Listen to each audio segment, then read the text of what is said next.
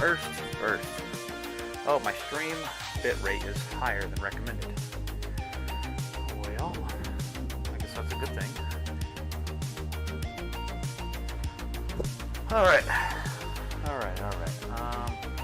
Actually wanted to stream yesterday because, well, just because I felt like it, but I got wrapped up in some car cause, and before I knew it, it was later than what I wanted to do a stream at, so we'll do it today. So basically the status of MK Plus is this.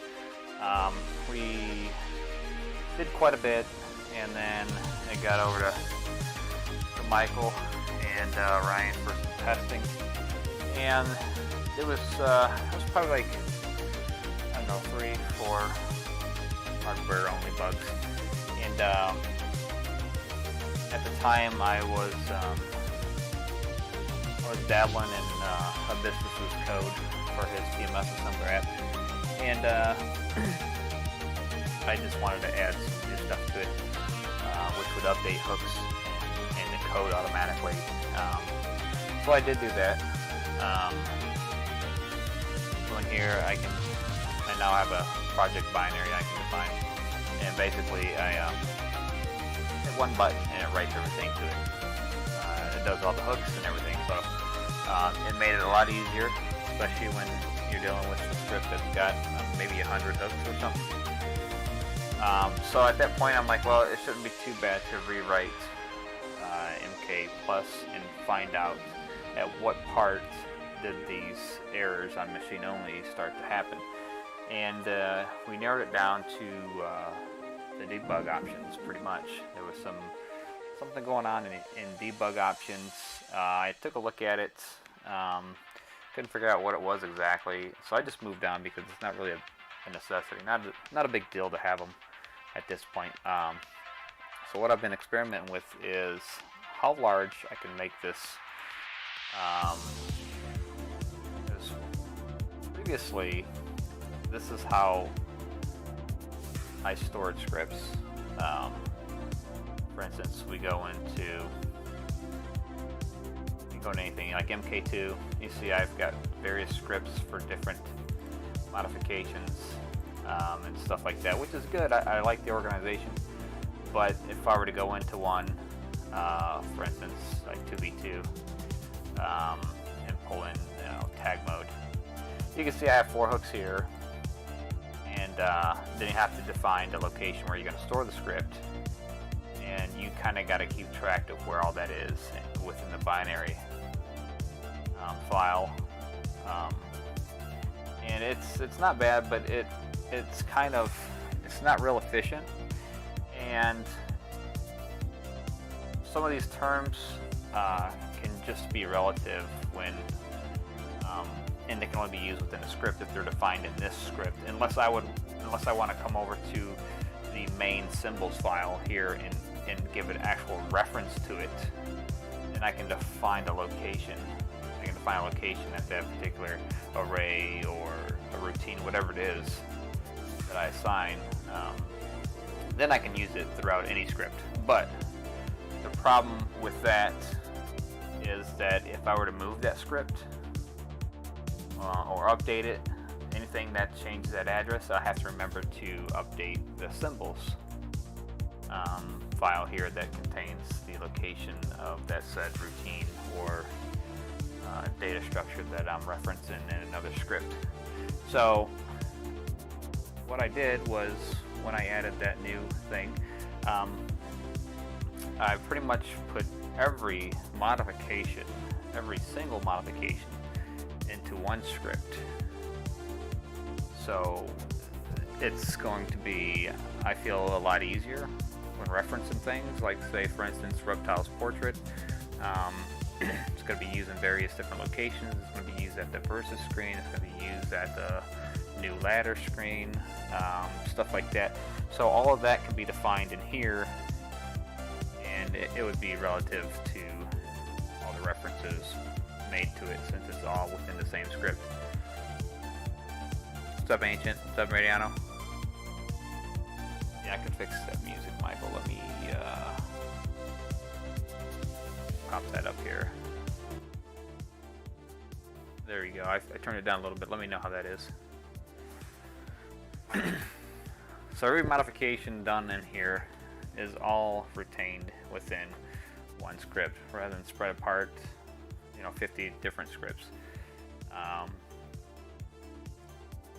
Everything is just, see, for instance, these are quite a few hooks here, and these are just the fighter array hooks. So you can imagine the time that it would need if I were to take this address, go over here, look it up here, and plug in these bytes. And let alone, the risk of, having some errors or typos and spending a ton of time on it. So you see all these hooks. I won't have to do these manually any longer. I can just click this button and it'll write it directly to it. So, and that's just a small portion. Those are just fighter array hooks. I figured if I were to, so if in the event that we want more fighters, not saying there's going to be any more, but in the event there's going to be more than just reptile, I want to be able to easily add them if we were to do that. So I feel the best way to do that when rewriting this thing was to actually define each array that the fighter uses, define it, give it values, and when the time comes, if we were to add another character or fighter, we can just fill in those values for said character or fighter. So that's what these are. These are all the fighter arrays, all the data arrays that are associated to the fighter. When we have character name, announcement ID, fighter wins announcement, their starting routines, CPU walking, turnaround animation speed. I mean, it's there's quite a bit. I think there's about 75 of those so far. There's probably some more that I have yet to find. But yeah, so defining this and laying this out like this is going to allow for easier additions to the project.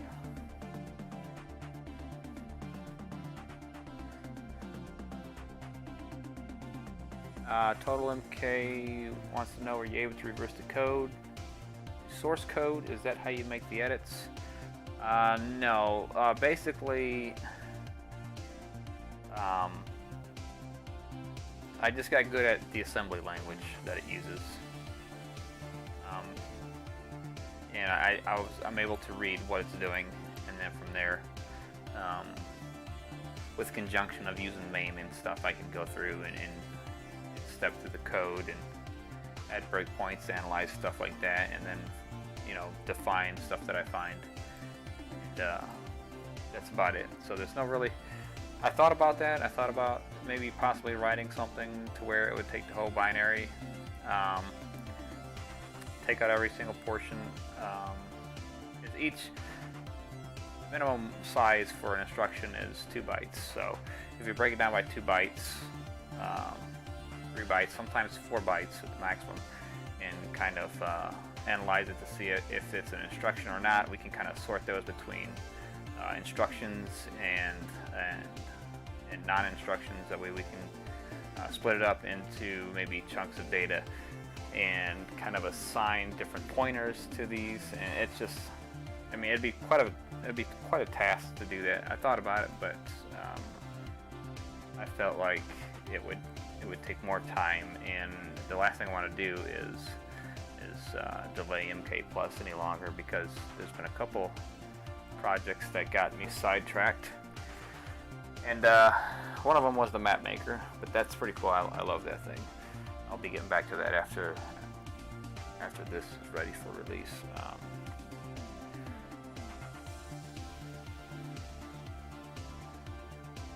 Okay, MK1. Oh yeah, I'd like to see some of those pictures, Total MK, because I don't think I've seen those.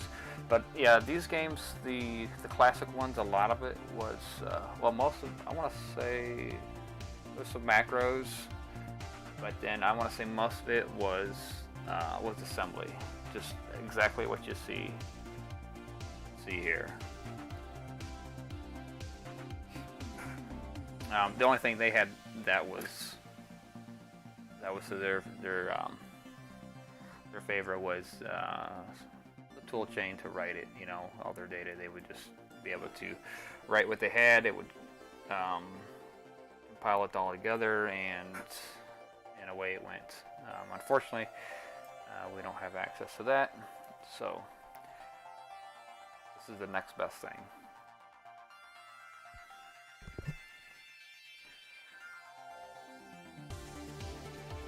Alright, so that's that. So the rewrite is going well. It's going really well.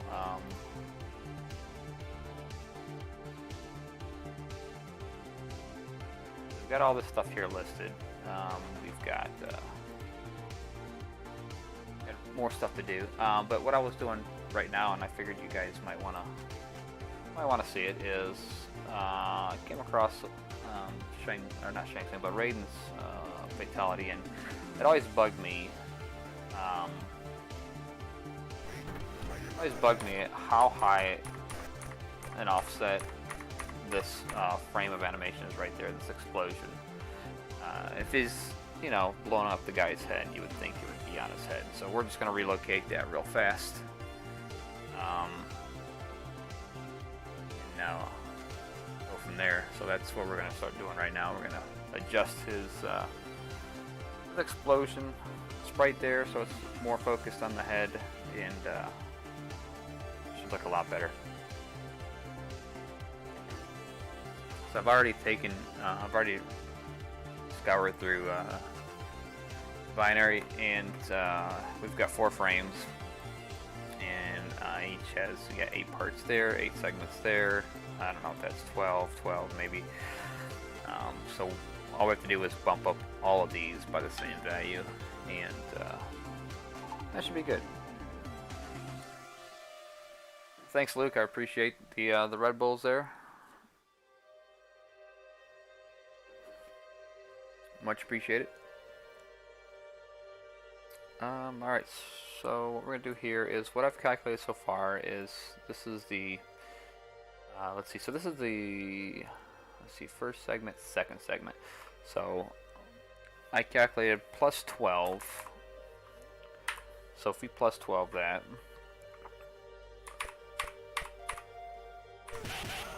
we'll see, you can see where the offset's going to come through for the first segment.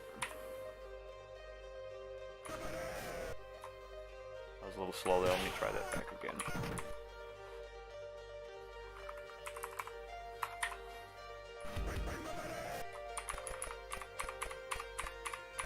Alright, so you see that's a lot better. It's on par as far as vertically. I think we're going to pull it kind of forwards a little bit towards Raiden, and that should be that should look even better. I didn't miss much, Michael. I was just overviewing of the rewrite stuff, why I rewrote it, and such stuff like that, and kind of went into detail about the TMS assembler editions. And right now, I'm adjusting Raiden's explosion for his electricity, because it's a little bit low, I feel. So it's a nice little fatality polishing. Super chat. I don't think you get super chats until you get 1,000 subs. I don't know how many subs I got. I've like 950 or something. I don't know, but I think you gotta have 1,000 subs to get super chats. And you know, from what I heard, super chats, they like take 40% of what people donate to you. So I think it's kind of, that doesn't make a whole lot of sense, but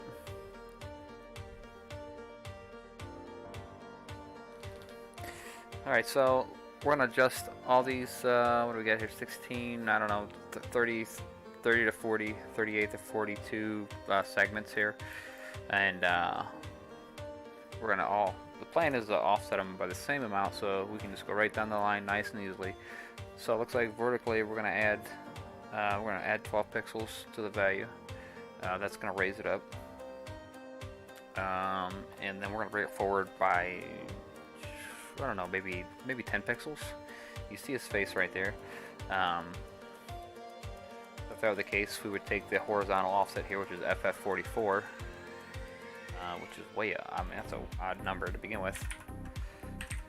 And let's see. Now we gotta figure out if it's going forward or backwards. If we add, say it's going backwards, so we wanna add 10 to that. So let's try FF4E and see exactly where that takes us. We're trying to get a basis here of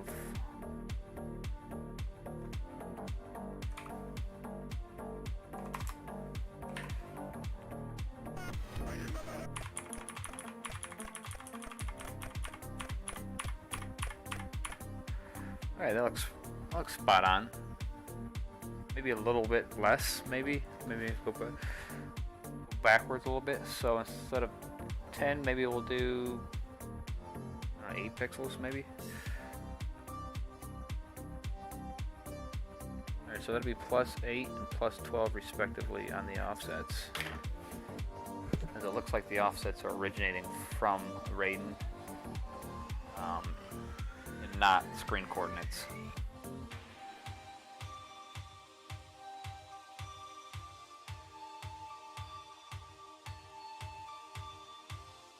Yeah, I mean it's, you know, I don't. It doesn't bother me either way. I mean, if people want to do super chats, that's fine too. I'm not, you know, it sucks that they take so much, but I mean, we really don't do this for the money. That's for sure. It's just a hobby that, you know, we know people enjoy, so we like to share it. If you guys are generous enough to donate a Red Bull or a cup of coffee, I mean, that's very nice of you guys. So it's always much appreciated. All right, so we've got +8. We're moving 8 to the right, or 8 closer and 12 pixels higher. I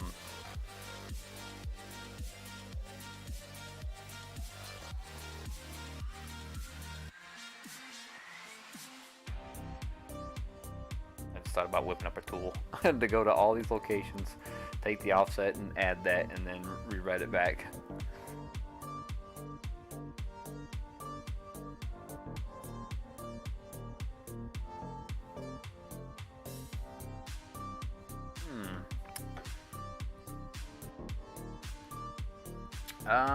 I don't see a link. Yeah, I don't see a link. I didn't get a notice for it either. Sometimes they'll ask if I want to approve the link. But yeah, I didn't see a link. Alright, so let's document this and let's get these offsets fixed. So as a test, let's do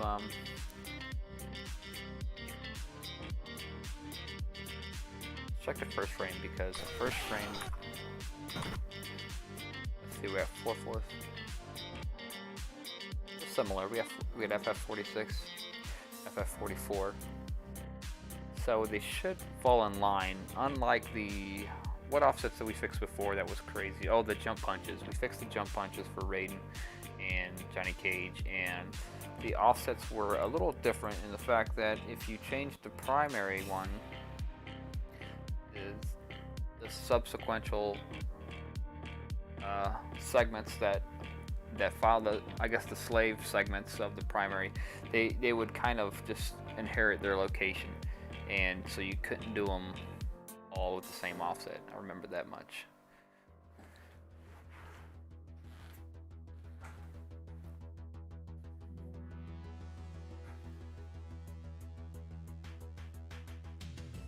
That's cool, Total MK. I'm wondering if I've seen it. I don't know if I've seen it. It doesn't ring a bell. I've seen, I mean, I've got the assembly. I got the source code for MK3. That was definitely useful for brutalities. With the MK trilogy, Nintendo 64 stuff.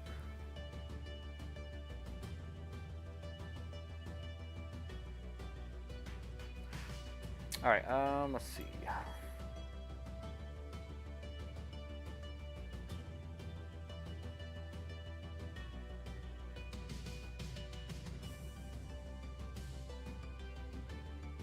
Alright, so there's our location. Let's go over here.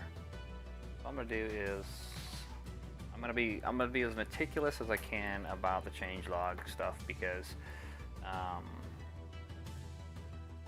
it's been a few times where like for instance, I'll give you an example of something I wish I would have documented a little bit better.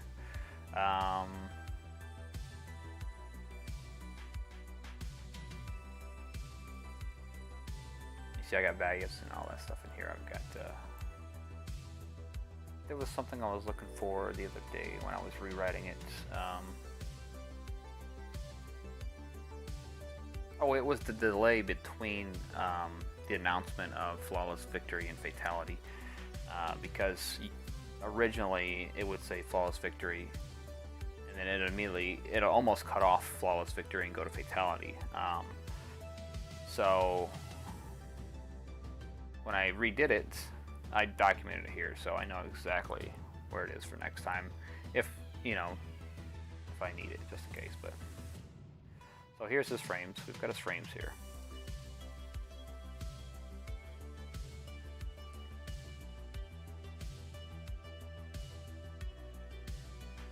So I'm gonna take these. I'm gonna do a little macro here. Get a new one here. And we're just gonna make this so I can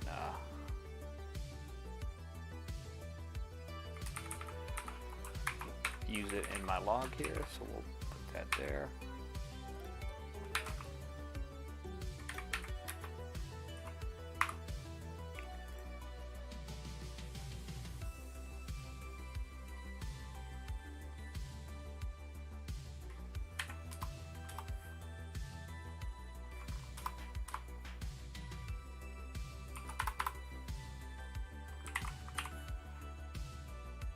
And we'll just run this. That blank spot might be a problem. Yeah, it was.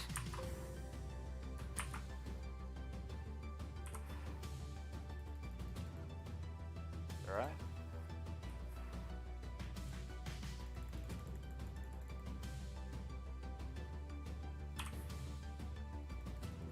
These are all the locations of these segments. These are all just segments that make up one sprite. And we have I like to start with 0 just because of array indexes.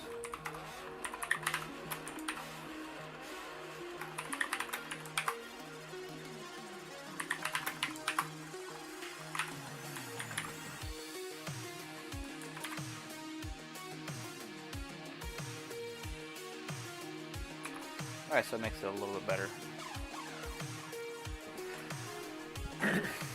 What I'll do is just come down here and I will note the before and after, and we will keep track, tabs on all those changes. Let's see.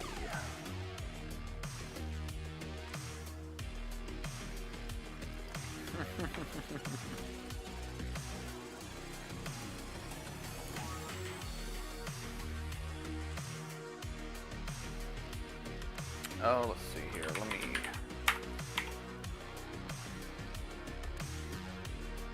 check out your tweet there.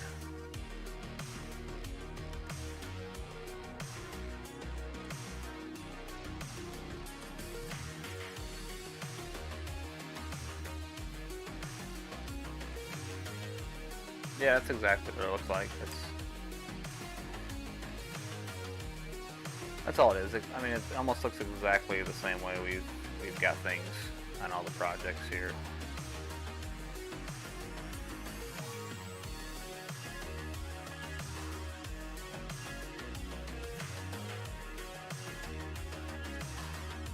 Yep, that's just good old assembly, and looks like their jumps and their labels and stuff are off to the left here, and ours is more or less on top. So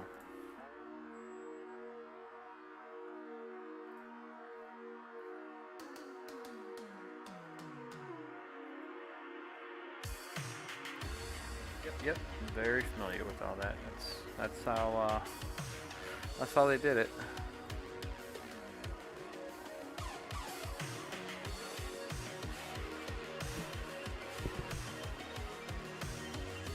Mariano, this is already combos in the game, man.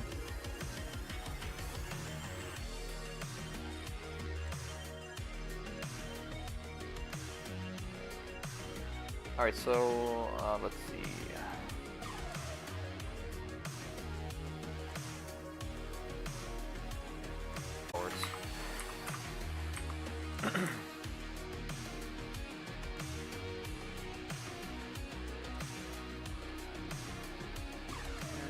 Okay, so we're 20 offset here, so we're gonna go ahead and we've got to adjust these by 20.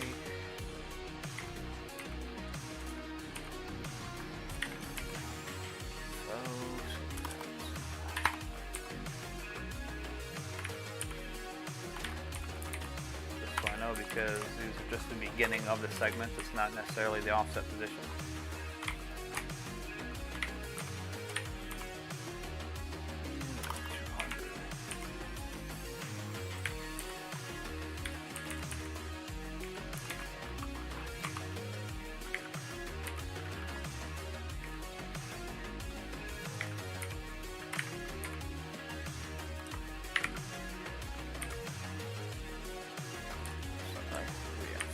Was it? Yep.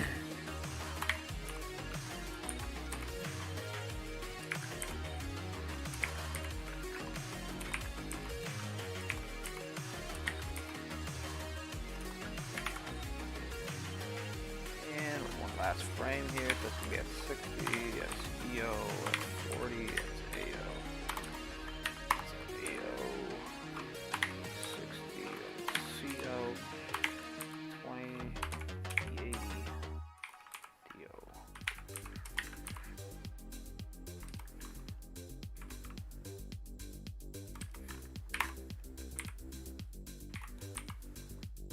Alright, so there's our offset locations, not just the segments, but the offset locations.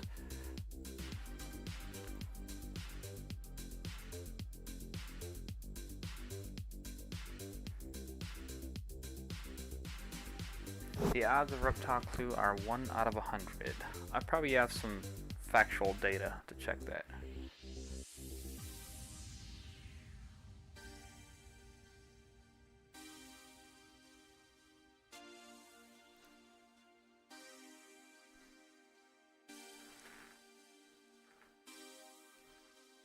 No, I think he's saying that the percentage of getting a clue is like about 1%.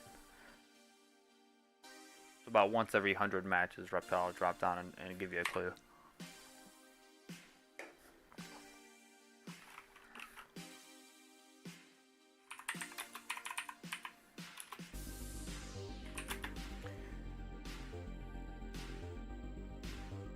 Alright, so we were doing, let's see, FF44, we're doing +8 and +12. It's gonna be kind of tedious, you know, but I really want to keep these adjustments noted. Oh, alright, I know this one. This is it's F.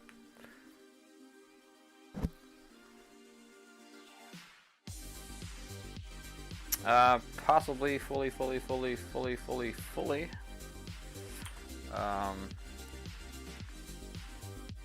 Possibly. We'll see.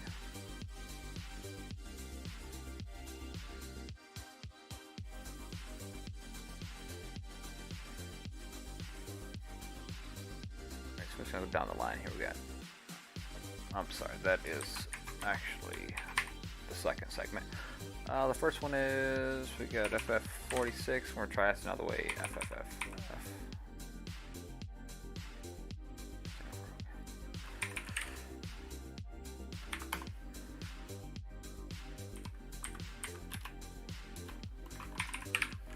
FF4E and what's that? Okay. Yeah, we settled on 12. Okay. Yep, 11.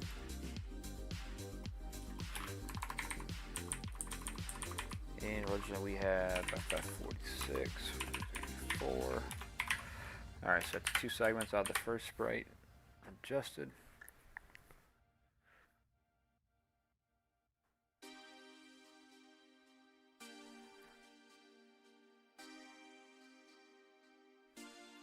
From the ROM sites, I have no idea. How many ROMs are missing from the ROM sites for Mortal Kombat 1, 2? I have no idea what you're asking, Kevin. Maybe a little more specific. Okay, so that's 1, that's 2, FF54, FFE6.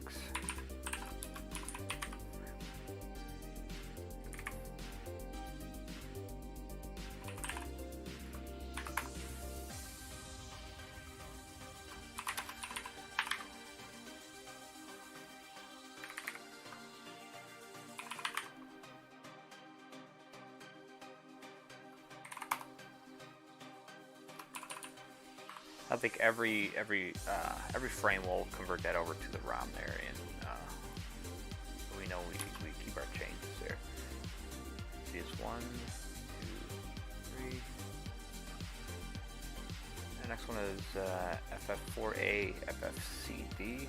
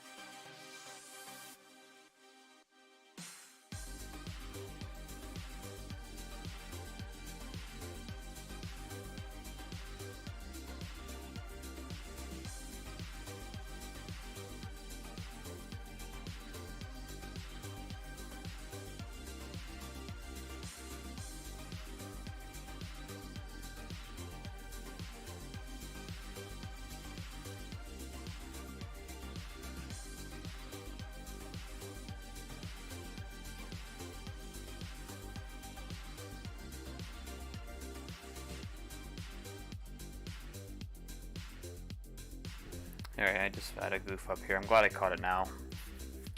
I was adding 12 hexadecimal, and I wanted 12 decimal. So A, B, C. So that's what we're doing.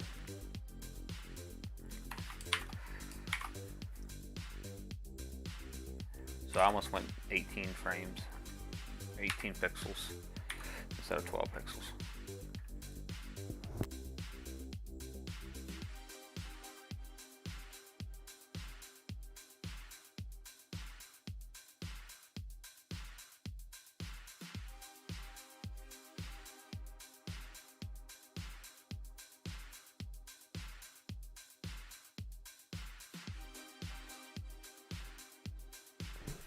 Now I want to test that theory. I want to make sure.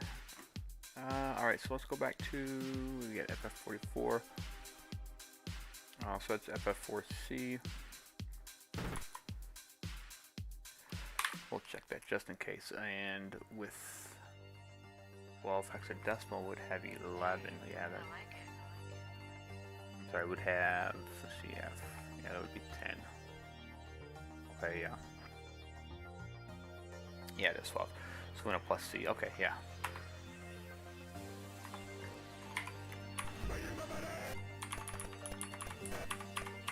Yeah, so C hexadecimal, 12 decimal. So, alright.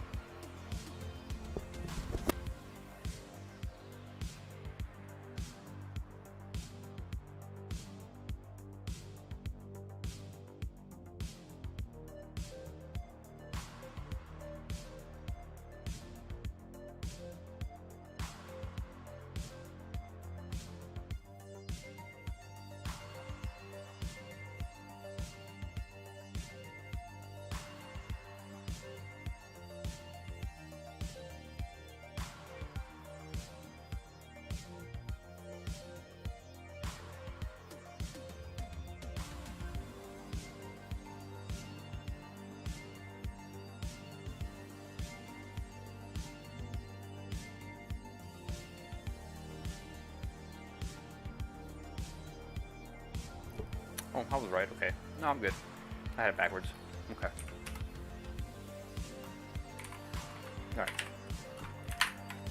We shall proceed.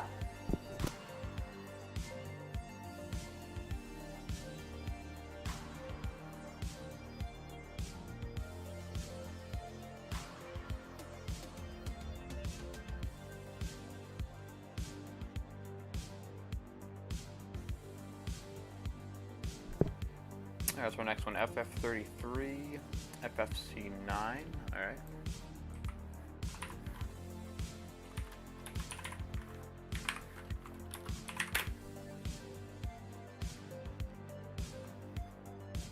And while we're there, let's just go down the line here because I'm getting so far down in that memory window there that it's going to make it very easy for me to lose track. And the next one is, that's a weird one, FF1F, FFTA, and the last one for that sprite looks like FF1F, FFV2.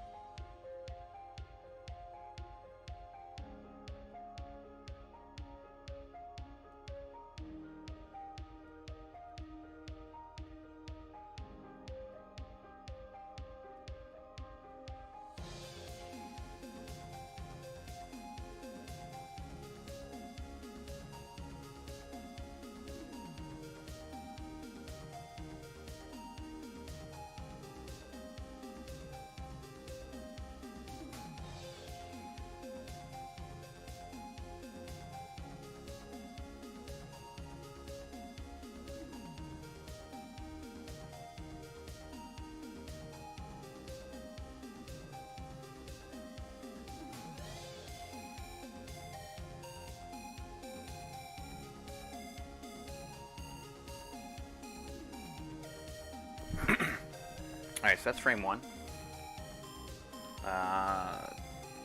2 more frames to go. Let's, before we forget, let's go over here and... So the beauty about this is... Just take these over here, move it so I can see. Is with this new setup here, with the auto update stuff, it makes it very easy.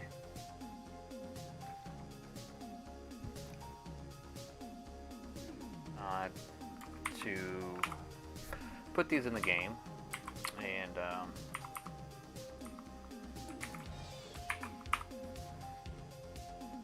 also retain the original values just in case you ever wanted to go back to it. So let's record a macro, and so we'll make a label here, an address.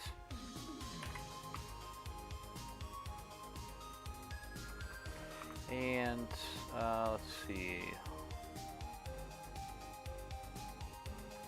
do a tab, comment that, over twice, drop that down, hit a tab there, go to the end, hit another tab. So that should update that location with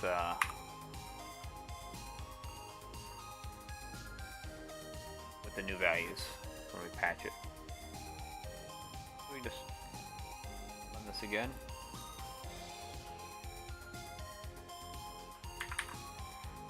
And if we wanted to, we can go over here and let's collapse all this so we can see. And we'll just find a, let's see, right here, other adjustments, animation adjustments. We'll just put it there, and then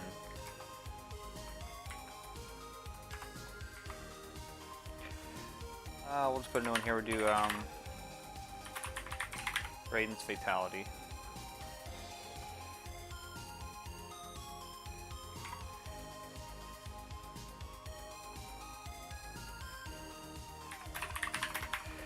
Do frame 0, and then we'll just paste what we got there.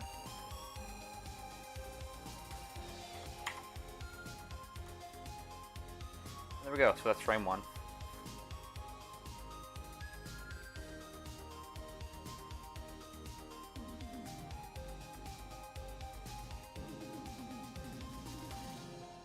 And we'll continue, we'll just do the next one, we'll do... If I can type here, we'll do frame 1, frame 2, and frame 3, and that should be it for that.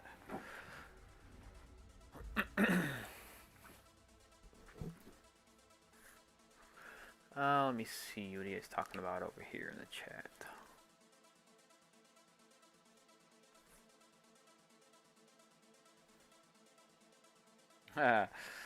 Total MK. You're an old duck, huh? Oh, Luke. What's up, Luke? Thanks for watching.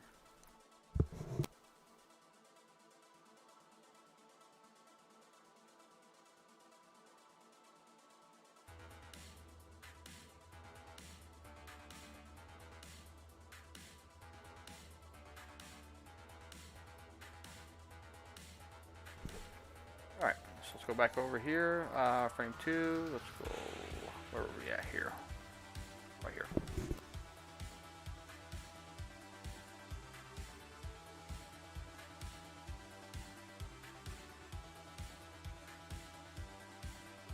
Alright, so we'll get frame 2 where that starts.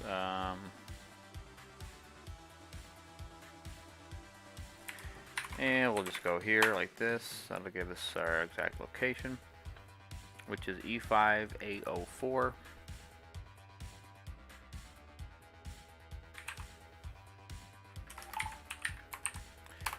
E5804, and there's frame 2, segment 1.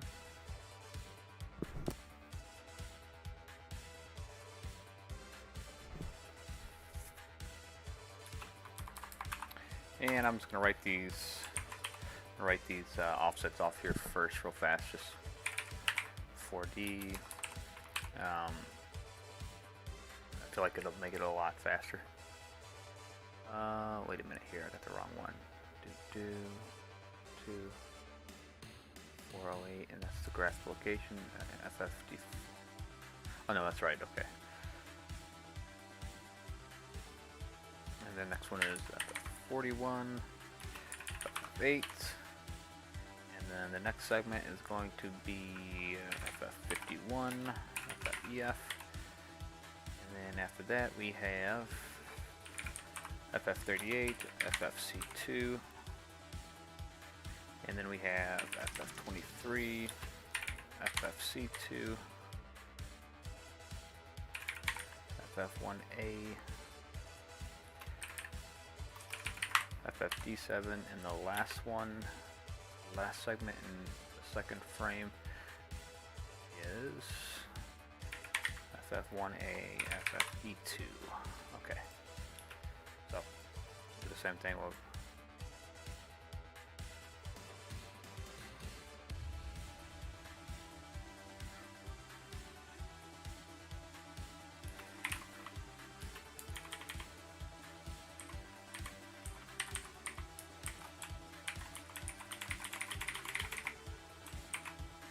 too many twos. There we go.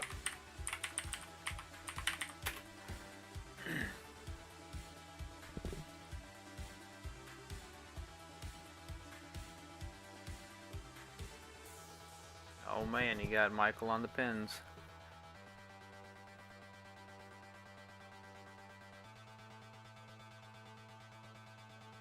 Yeah, I just turned 38 last month. Getting old.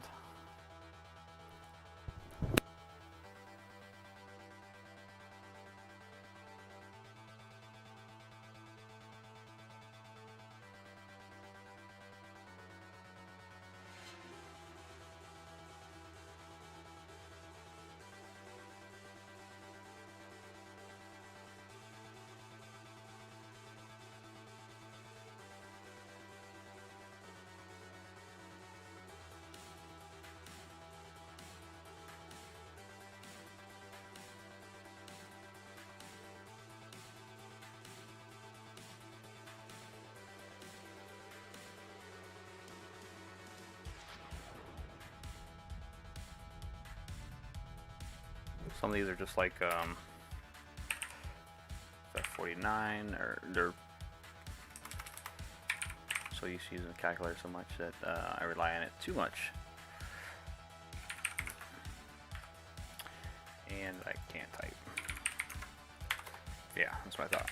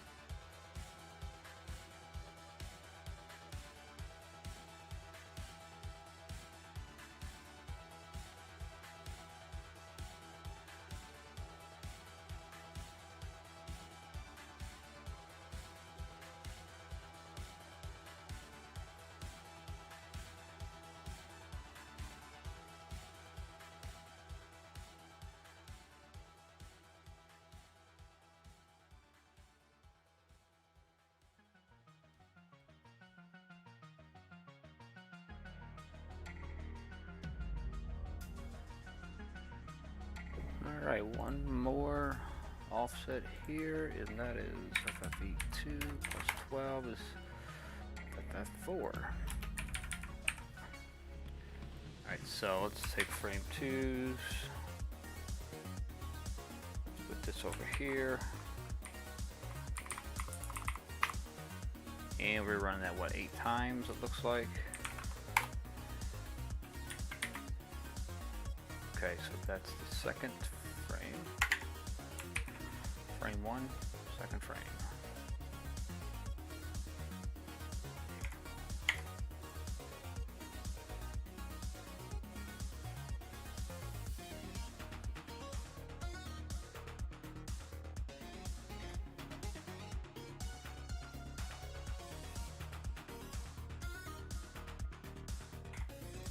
There we go, that's better.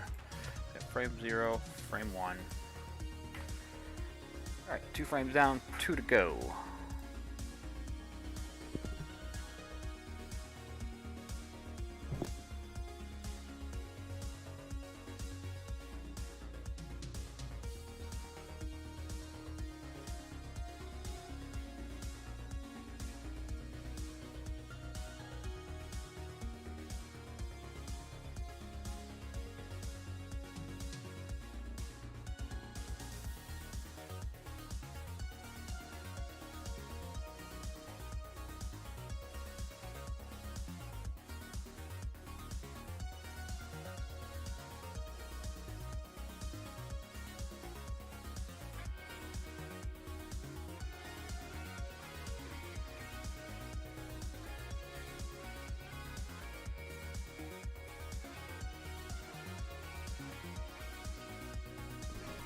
Alright.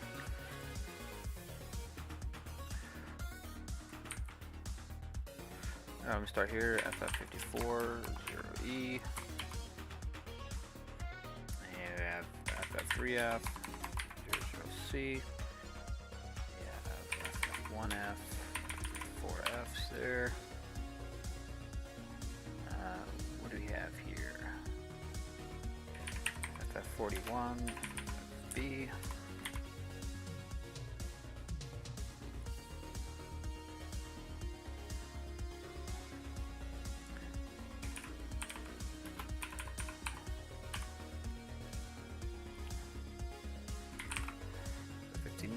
FFCE, and then we have FF3E, FFCF, and next we have, let's see, FF2C.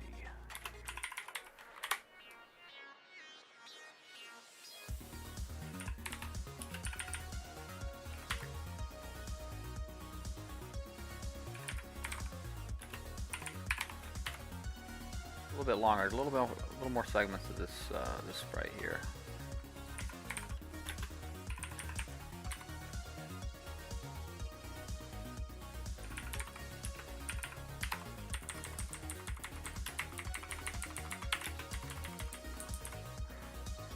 see where we at. FF21, FFCO. Next is FF1E, FFB1. And last segment for this frame is FF38, FFBA. Okay.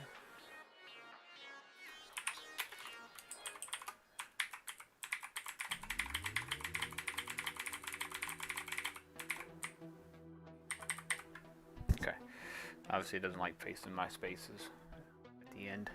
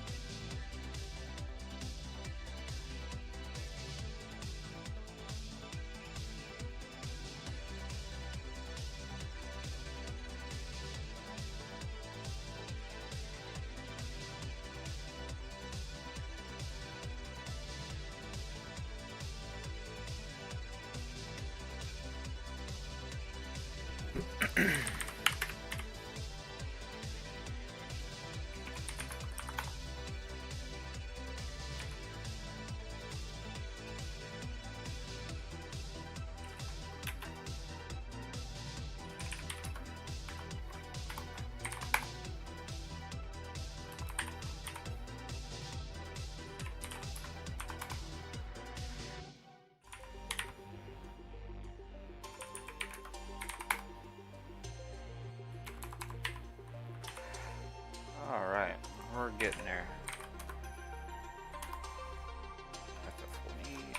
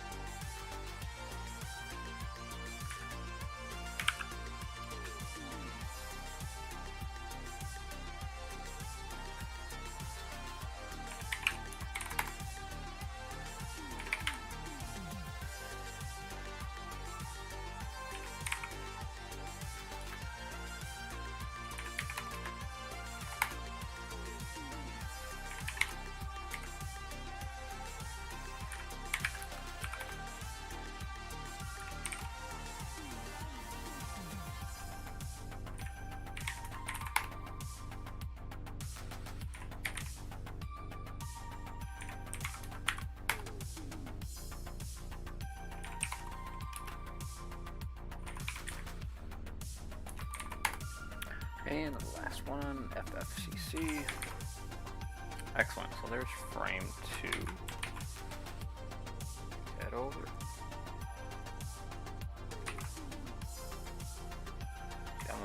That one's got 14 of them. 14 segments. That's a lot of segments. Okay, so that's that.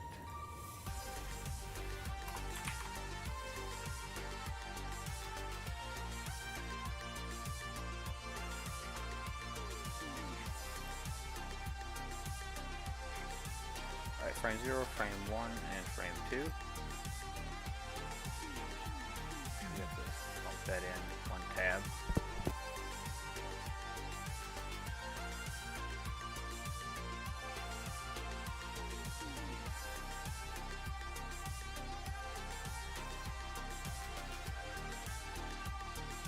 And the last one, and then we'll write it, and then we'll launch it, and hopefully we make any typos. If so, we have to fix them.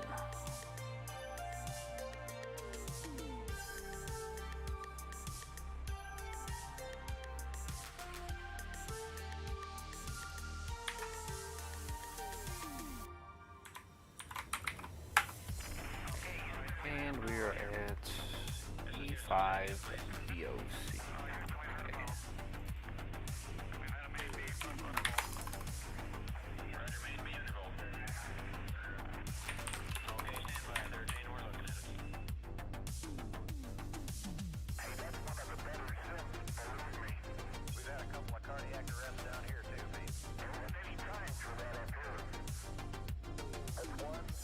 Oh, I see, that's the mass one. It's got the palette. It was throwing me off because there was some new data in there. It's just a palette. Alright, good. FF40, COE.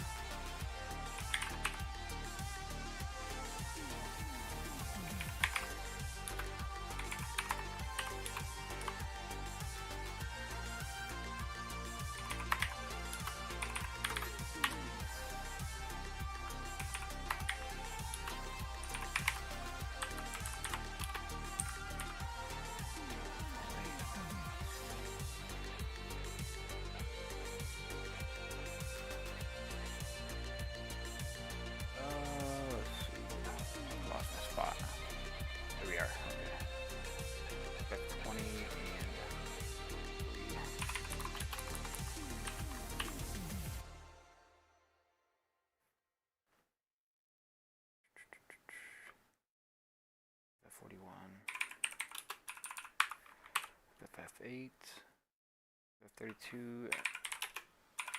F6, let's see, FF29, FFEA.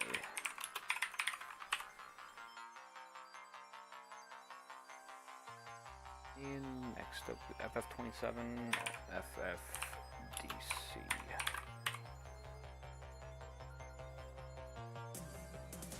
F35, FFDO. And the last one is FF3E, FFC2. Okay.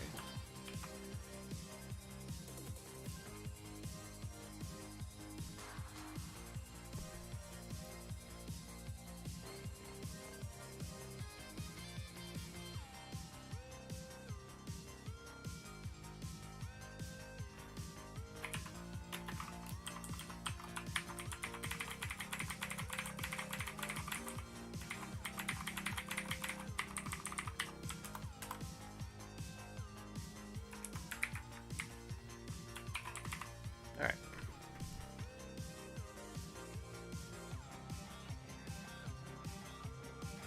What if there's something in Notepad that would do that simple math? That would have been handy. Go right down the line. Boom, boom, boom. Sure it does.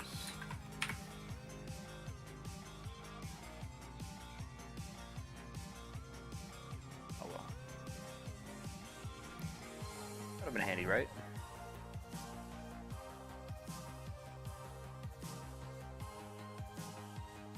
Alright, anyways, this is the last one, so it's not a big deal. FF56 plus 8, 5E. We have F plus 12, which is 21. That's one segment. And this will be FF48. And this should be 20. This should be FF60. And 5 plus 12 equals 7.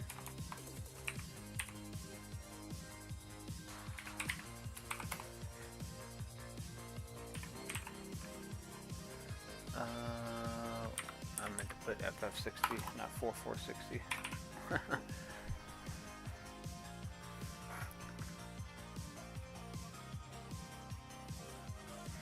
Yeah, something in the debug options. I don't know. It's I looked at it a couple times,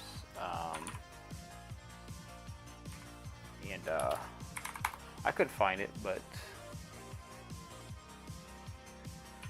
at that point, like I was saying, it wasn't a big deal. So we just omitted those for now, and we'll come back to them when testing ramps up here. When they're needed.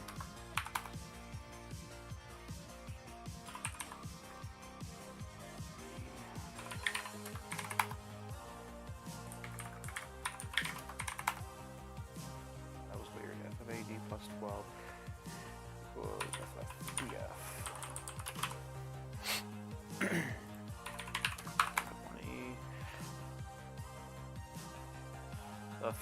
If you're just joining us and you don't know what's going on, I'm adjusting Raiden's electricity explosion there, so it's more on target with the head instead of the shoulder. It seemed like he was really tearing up that rotator scuff, so I figured we should probably direct that towards his head since that's what explodes.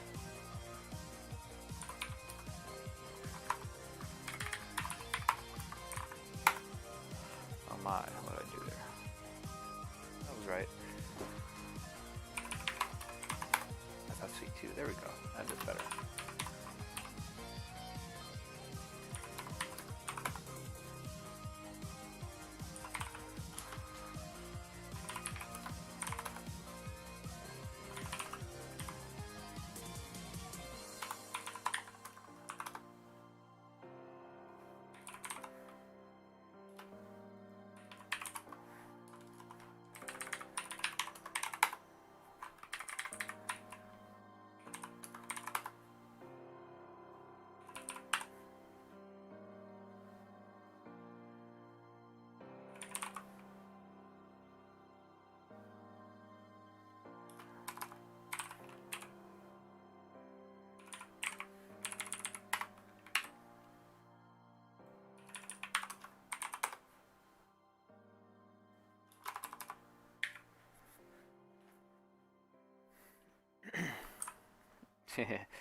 Yeah, well, currently in this build here, Reptile didn't have the array assigned, or he wasn't in the array for blood offsets for the cage decap, spine rip, or this fatality. They all use the same blood creation routine, which looks up an array for the character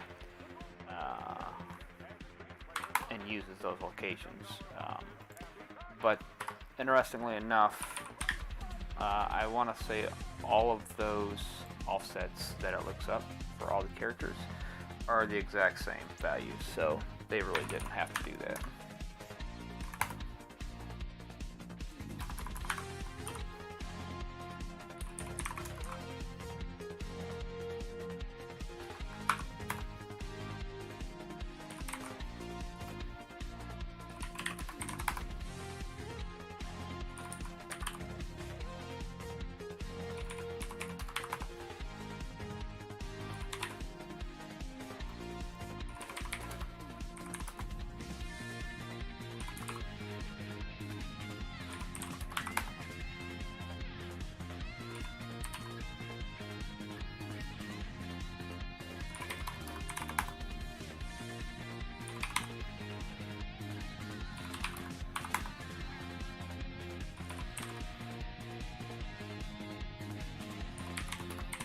And the last one, FFD4.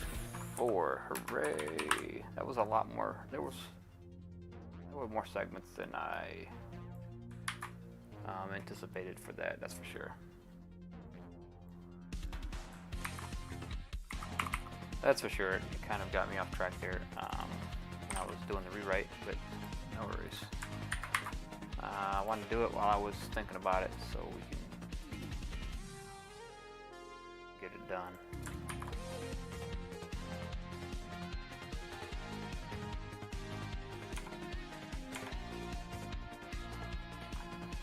Alright, so that should do that. What I'm going to do is I'm going to just go ahead and get out of that whole main build there. I'm just going to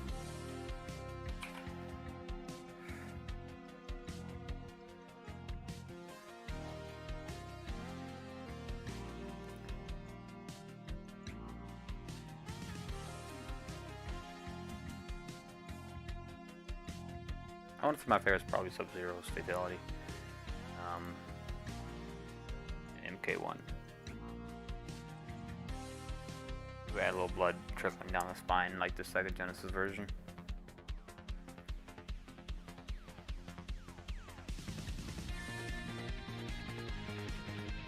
Alright, so our locations are all right here. We should have new values when we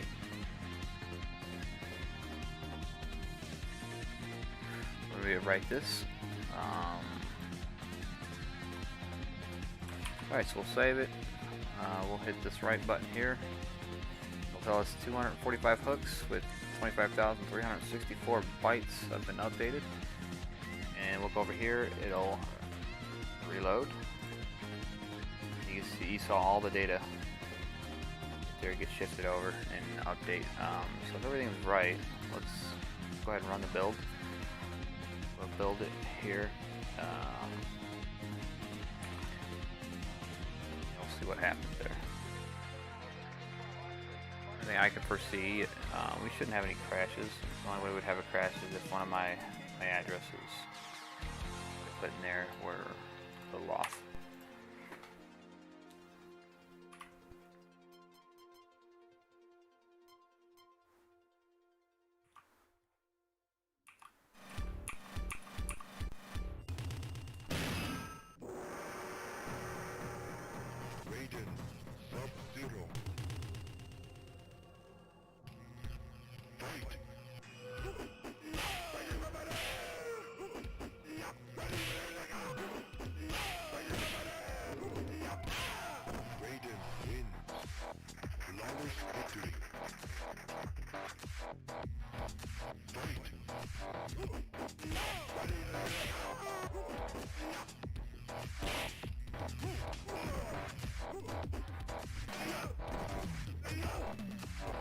Alright, so save there.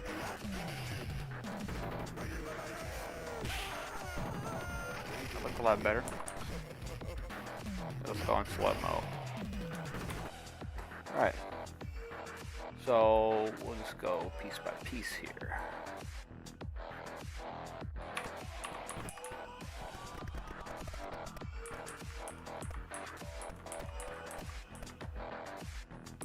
Okay, that's a little, I guess the horizontal can probably differ. We're not going to get the horizontal perfectly because there's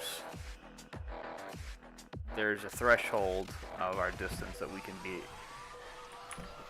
when we do the fatality.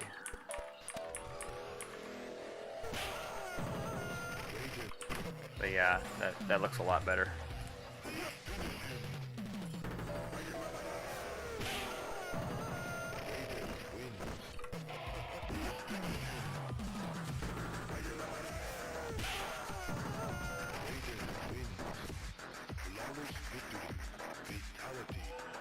Yeah, that's been changed. Those are small tweaks there. Small tweaks here and there. All that stuff is documented here. So when it comes time to release this, people can just read what all the changes are.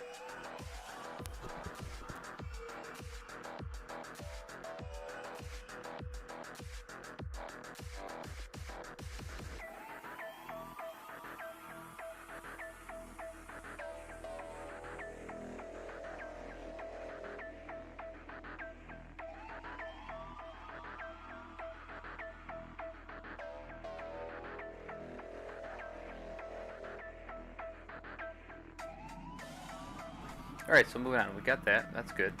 Oh yeah, let's test some other fixes over here, because I have not tested them since I fixed it. But basically, they were fatalities on reptile. So we added his blood offset to the array, and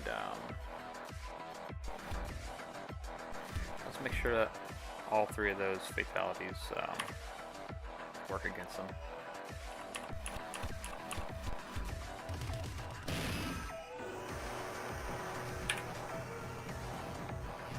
So you have a proper alternate palette for reptile as well. Let's start with 3.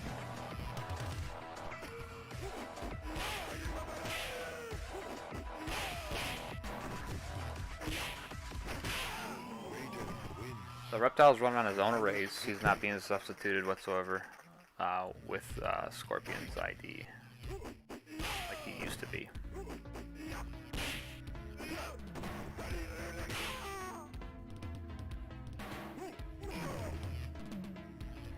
Alright, so first let's save that.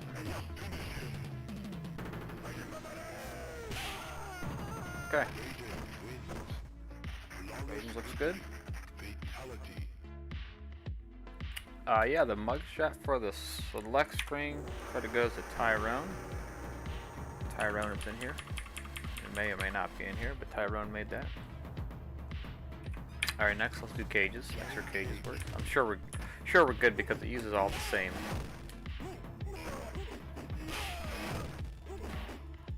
All the same routine for the blood.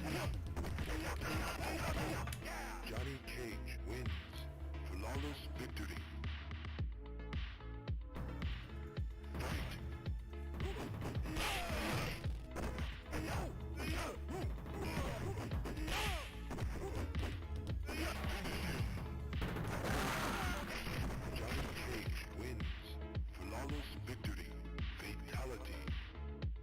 Alright, looks good. Sub-Zero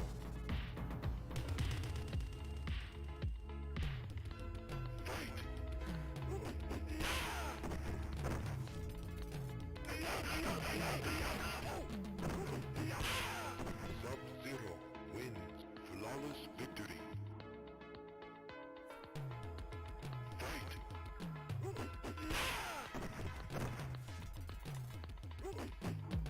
You have a nice frozen palette for reptile. Looks good.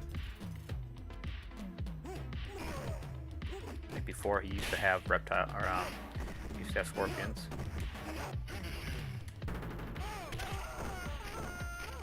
There you go. Sub-Zero wins. Flawless victory. Fatality. All right, so all that works. Fantastic.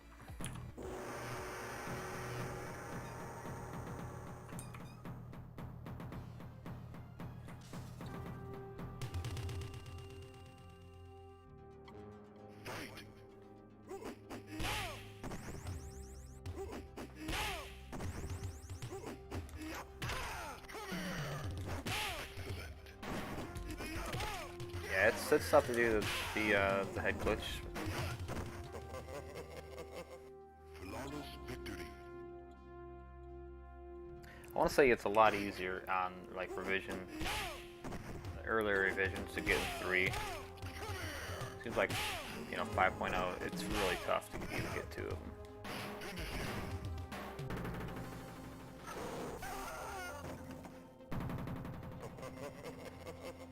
Flawless victory. Fatality.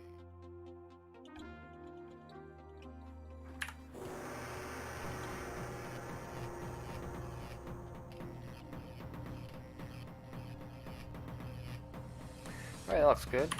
Let's see here. What else? Let's go through and convert some more stuff over because we have plenty of stuff to put back into it that we originally had. We're not doing debug options. Obviously, that was a part of our machine problem.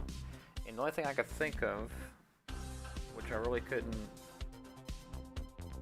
figure out, is if the constant call to CMOS, check-in CMOS options during stuff like the timer, debug options, stuff like that did it on a regular interval if that was causing some flickering, because we were getting heavy flickering on the throne room especially, but other maps were flickering as well. Just depends on how busy the map was with tiles.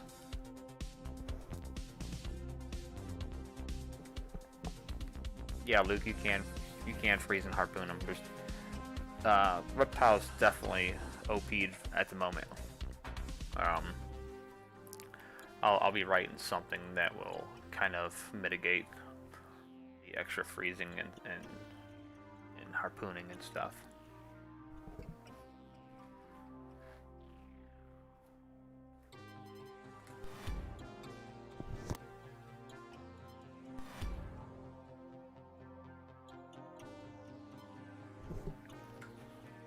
I'm pretty sure I got the mechanics in there. Let me double check. Pretty sure mechanics are in the game.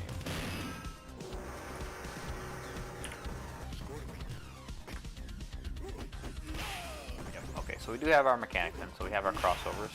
You can jump over, kick them from the other side.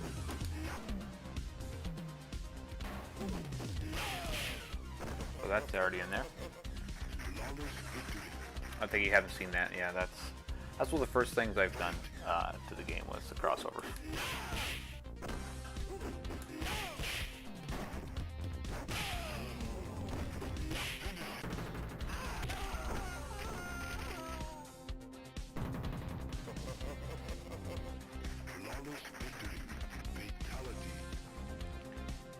Yeah, the AI stuff is definitely gonna be improved, Michael. You already know that.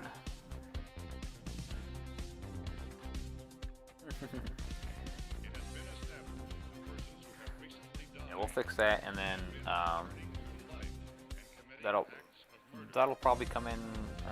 Well, we've got to have a base AI setting for that, not just for the improved AI setting. CPU always finishes. I don't think that's in the game yet. I'll turn that on. If that's not in the game, we'll go ahead and we'll put that in there. Scorpion beat us up real fast. Yeah, okay, that's not in there, so let's put that in there.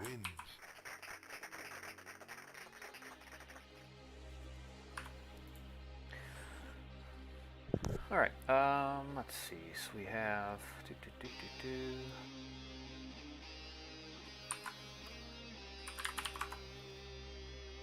PRs. Okay, so that's that. That's what we'll do is we'll go in here and we'll grab our original options here. I'm trying to mark these as I go along, you know, with the prefix of C.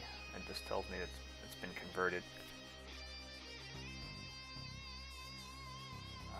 Ladder randomizer has been converted. Looks like I just didn't update that. My frequency. This is no longer a thing because test your mic frequency option has been trumped by the improved ladder, because the improved ladder actually gives you all of the materials in your test your might on one tower. If we go in here and we do tower type improved, that is already in the game. That's already been brought over. You can see the new tower.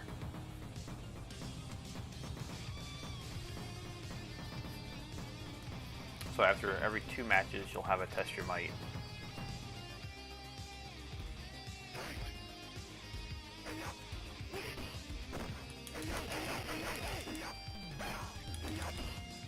See if we can just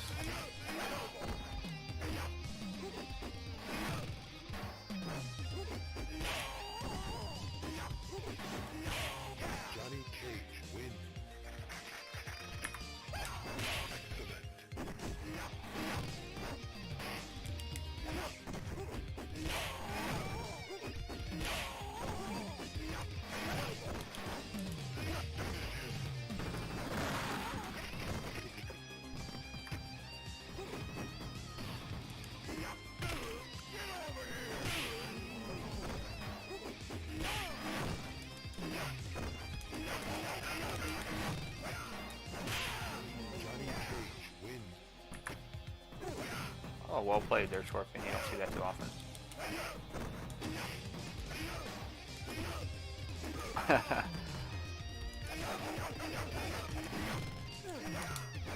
Wow, Johnny Cage's kick is just not should be. Alright, so we should have a test your might now. Like I said, after every 2 matches, you'll have a test your might now that allows you to go all the way up to, I think, Diamond is the highest.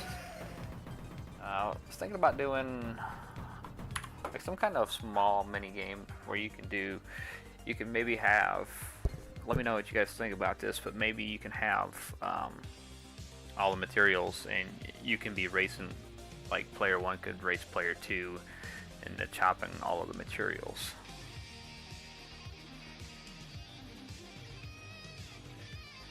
Something I thought about. Alright, so let's go back to our options here. We're going to add our computer always finishes option. So let's go ahead and let's see, we're in options, CPU. Okay, so this is where we're at.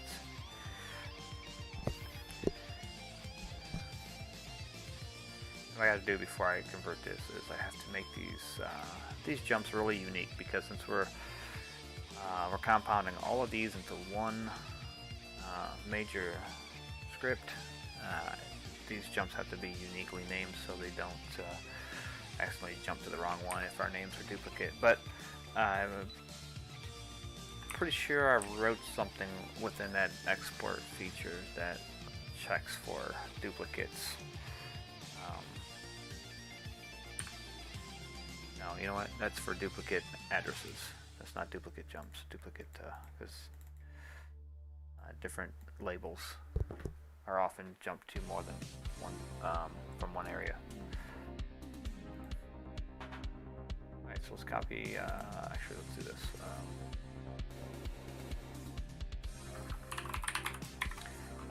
Return.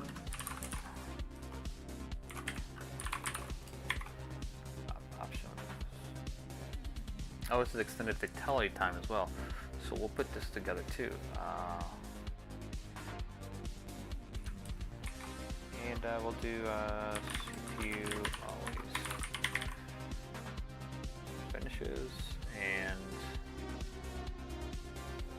actually let's the prefix of return on that, because that's what we want. That's gonna be our return, and then we'll put that there.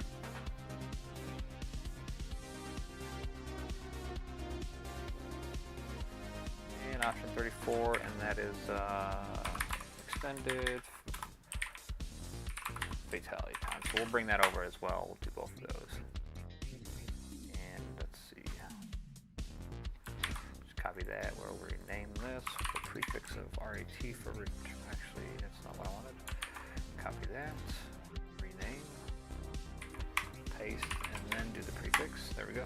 Alright, so that makes our jumps unique. We'll come over here and find a nice little section here, which is probably going to be under MK options here. We got option 28 there. We have, let's see, so that's all for improved mechanics. We have options, what was it? 2C and 34. So let's just put that in here.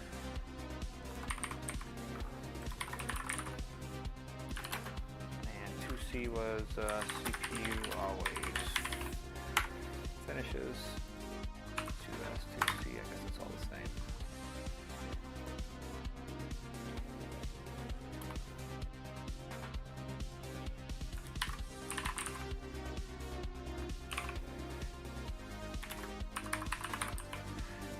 This was extended fatality time.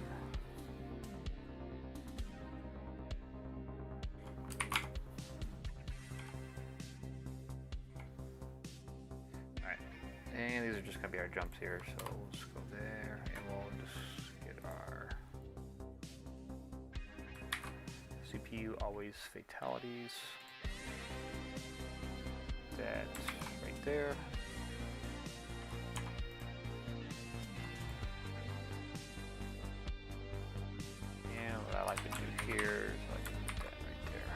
away when I collapse it, so I have the description there.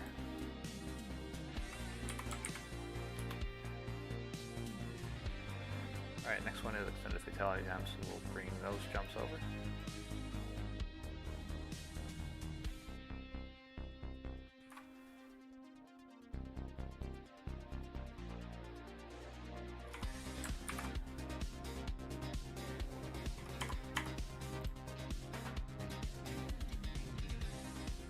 And of course we have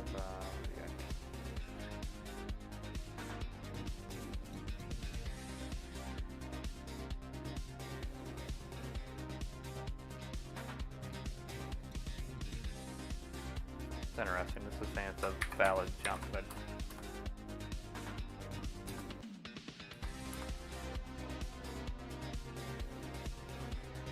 oh, see, that would have been a bad jump. That would have jumped straight to the option structure. Alright, yeah, so that's not good. So we'll rename that routine. And just in case, we'll do this. You see, I'm consistent with my jumps there. My naming conventions there, I like to keep it. Alright, so that looks better because I know we have a missing target because they have not been pasted in there. So what we'll do is just going to go past this point here because this is where our ROM starts. And game settings. Let's see, do we have?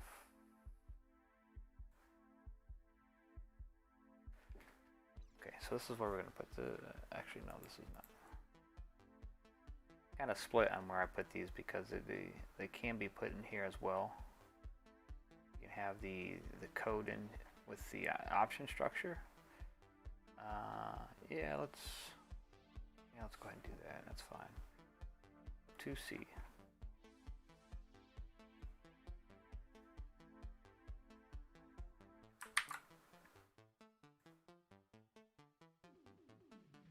So what we'll do here is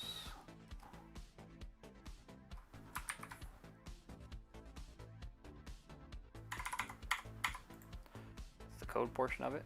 This is the option structure. This is what you see when you go in here. This is where you would see this right here. CP always finishes. So we have our structure, and then I guess with our structure, the cleanest setup probably would be to put our routine with it, since everything can be compiled into one script. It's a pretty good idea to do that. We don't have to worry about going to look elsewhere for it. We can just keep it underneath the option structure.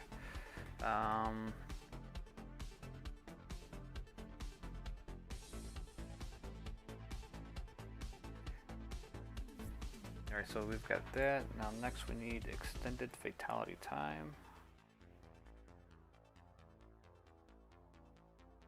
And what I have to do also is I want to go in there and change this jump because I want to rename it to be a little more unique.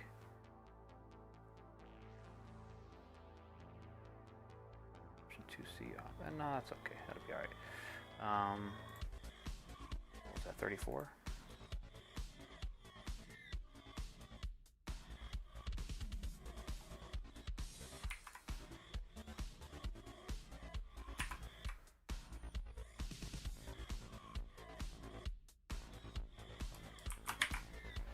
And I want to say we gotta do a little renaming of that first label because I think we added routine to the end of it.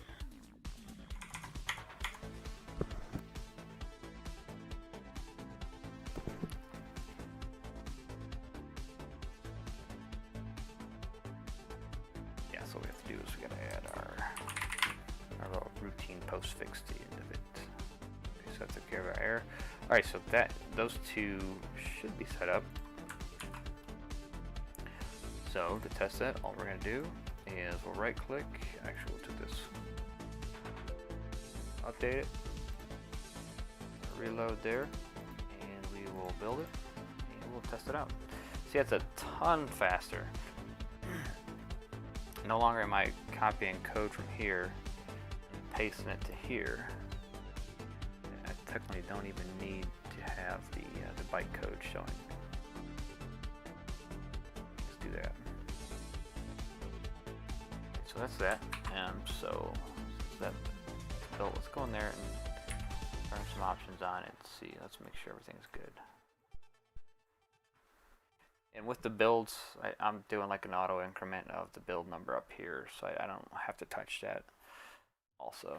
So everything's, and it should also do, yeah, it does the date too, so it has the build date on there. Alright, so gameplay, okay, let's do CPU always finishes. So we'll test that one out first. Let's fast forward this.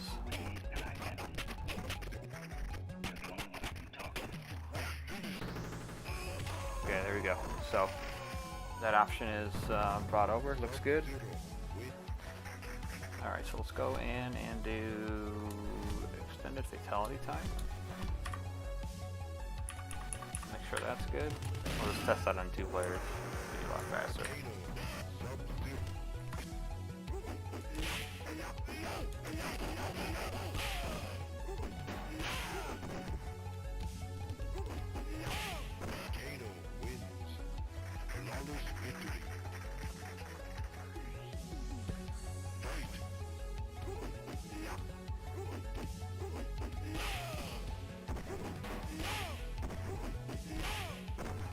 Alright, see how much fatality time we have here.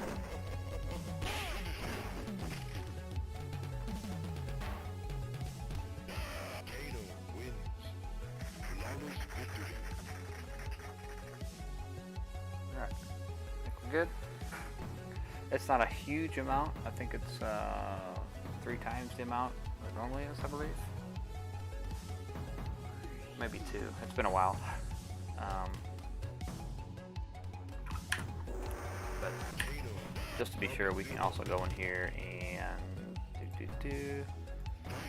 can put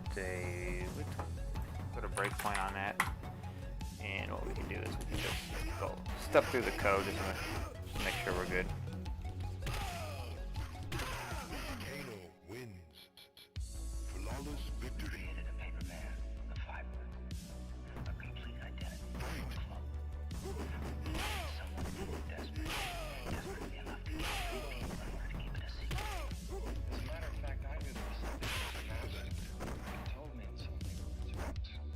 Alright, so pause, get the option.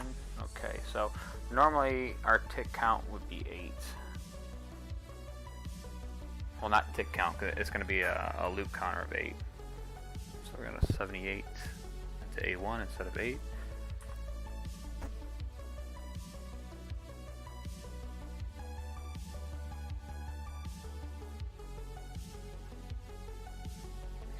And we're going to jump over here to this code, and here's our looper right here, this DSJS. So it's going to take that number in A11, it's just going to go through this. So yeah, I guess it is ticks, it is 78 ticks. So if we did that, it would pretty much run forever.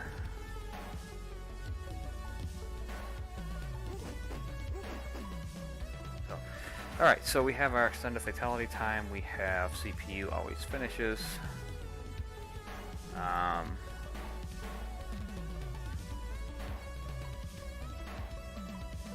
They should be pretty good on those 2 options. So what's next? Let's put some more in there. So we have extended fatality time is in there. Don't yet have the new versus screen, I don't think. We can probably do that. We have, that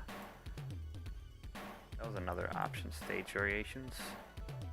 I had an idea of day and night stage variations. Still might try that out. I think the courtyard at night would probably look pretty good. What I'd have to do is I'd have to take darker mountains, which are on. See, they're probably not as big though on Warrior Shrine. That'd be kind of hard because I know a lot of these sprites in the outlines are bright, so having a dark background would probably look a little weird. Matter of fact, we can do, what is that, 104 F500 maybe? Yeah, there we go, that is our stage stuff. So there's our stage layers.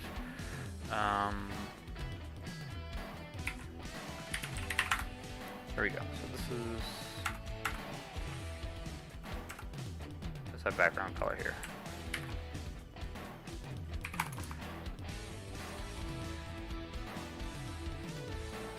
So if we want to do what is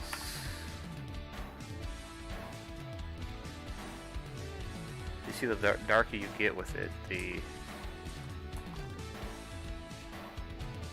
the weirder some of these sprites look, because you got the clouds that have a light outlining, and then the mountains have a light outlining. Everything else looks pretty good though. You could probably substitute those clouds with the pit clouds if you really wanted to. Just an idea though. I mean, that's just one of the ideas I've had for an option. So, all right, so that's good. That's good.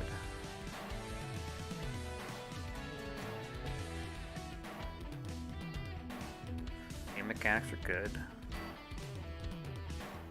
We're not going to mess with debug stuff, because debug stuff is problematic right now on the machines, so we don't have it in the game.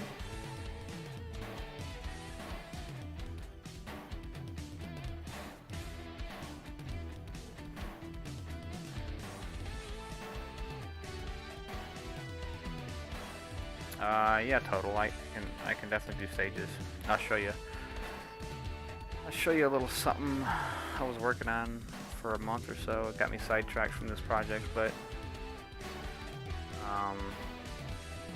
so this is the map maker. It pretty much draws all the maps from the game, pulls assets from the game,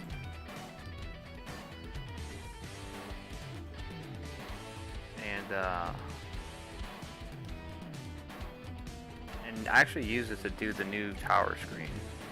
That's kind of like the factor behind making it, was that. So you would go to game import game arena, and you have your games, and you have your maps, and you would just press import, and it would draw it all out. So you see here it's Squirrel's Lair. Have all the assets here with the palettes. Select all instances. Remove all instances. You can export all the assets if you wanted to.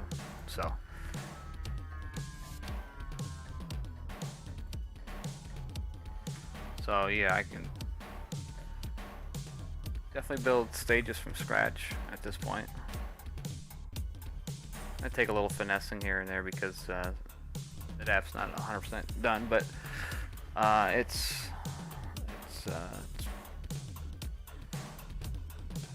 pretty good for what it is. Not right now. Not right now, Luke. Sorry. Maybe when it's finished, I'll distribute it.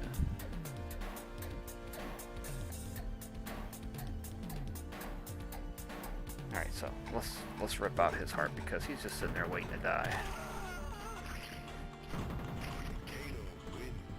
Alright, so what's next? Let's look at this changelog here. So we've got that, that's all good. We can do extra moves, because the extra moves aren't in the game yet. Let's work on the moves.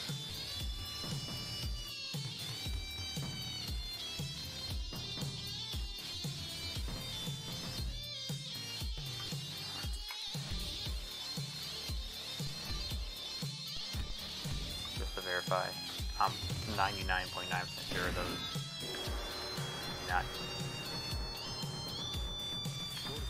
Did not get converted yet. Yeah, okay. Okay. Alright, so let's do that.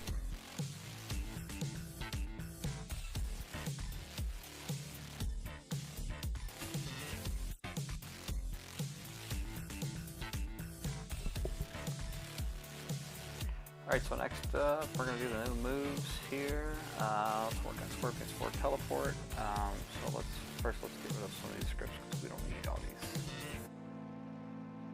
Need all these.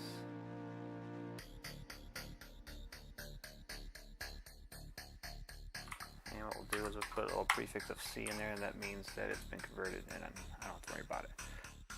Additional moves, and this should be one big script of all the moves. And what we'll do is we'll just go through and let's go here. Option is that anyways. Option 2B. Okay.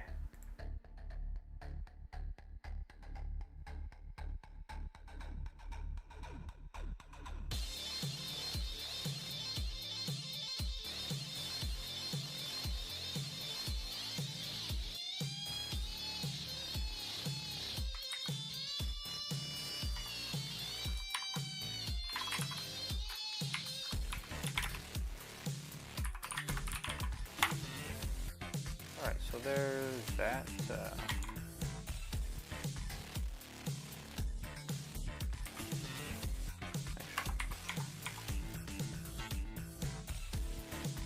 And these are our jumps. So let's go in here and let's first off share our names that are unique because we don't want to jump to any duplicates. So return for teleport 1, return for teleport 2. Your new low put input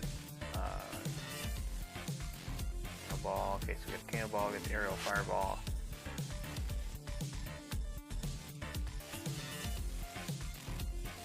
Okay, so we're good there. Let's see, so variation flag, get variation flag. Kind of refamiliarizing myself with some of these little helpers I put in here.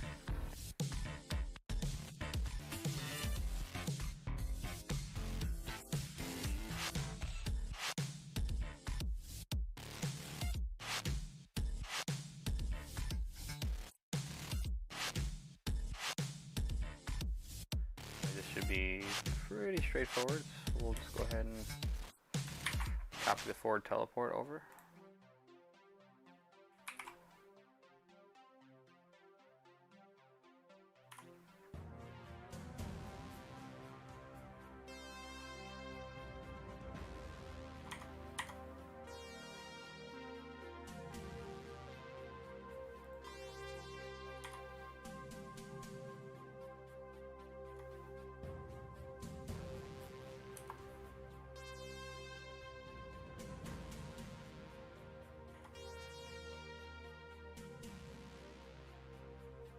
Alright, so let's see.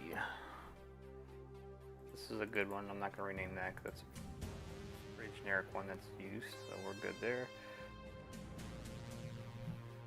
Okay, just making sure all my jumps are unique. I don't want any generic ones that can cause havoc.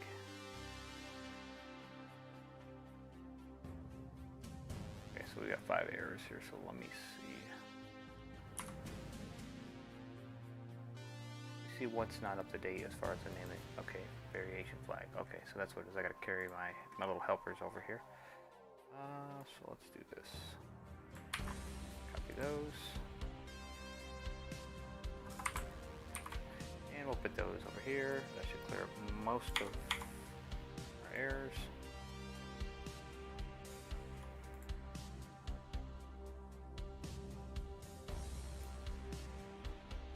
So these are just jump backs.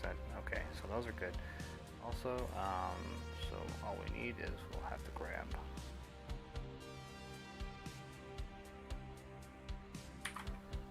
these jumps. And we'll go up to our jumps and we'll do our options to be extra moves.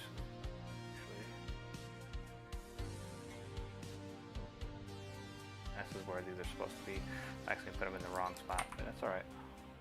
We'll just take the other data and put it where it should be.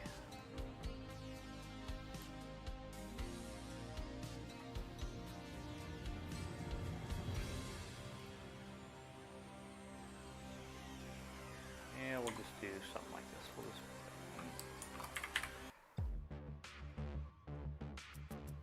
alright, And we'll take this and move it down where it's supposed to be, because it's not supposed to be up here in the hooks area.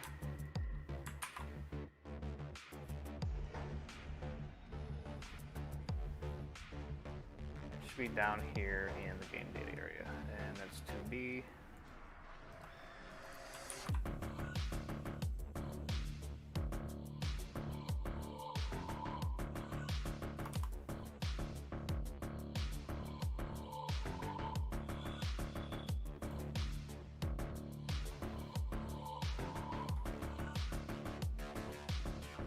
That should fix that up. And that should do it for Scorpion's forward teleport move. Hey, thanks Brandon. I appreciate it, man. I appreciate the kind words. I try. You know, I try to do a good job. Alright, so Scorpion's move should be good. Let's go ahead and get the next move. And that's going to be Zero's Ice Clone. We'll put that over in the hooks here first.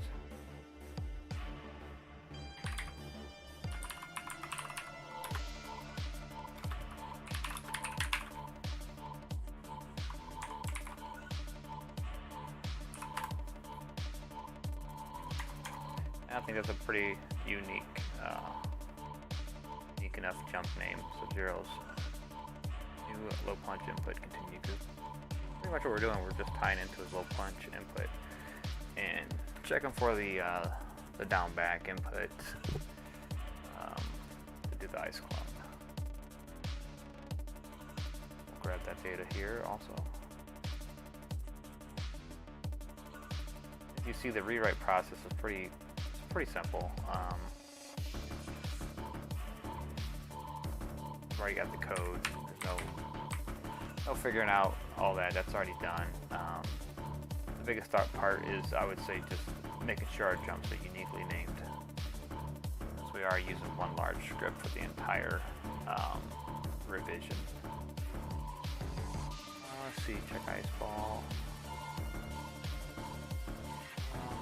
I don't want to rename that, because who knows. So we'll just do.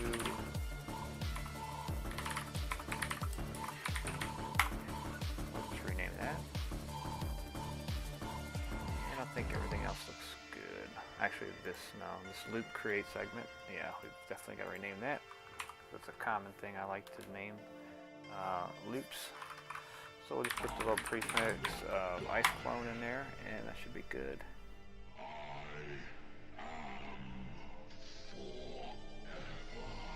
There's his ice clone process ID. We changed that to 6100. Ice clone exit right, I think that's pretty uniquely named. Ice clone process, that's good. Loop check sprite, that definitely needs to be renamed.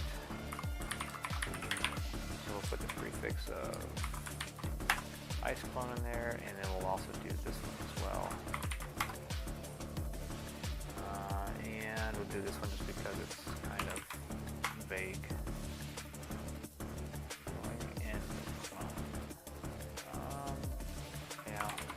Safe than sorry, better rename that with that prefix as well.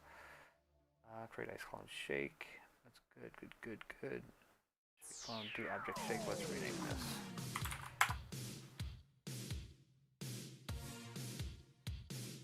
Definitely got to replace check segment headbox as well.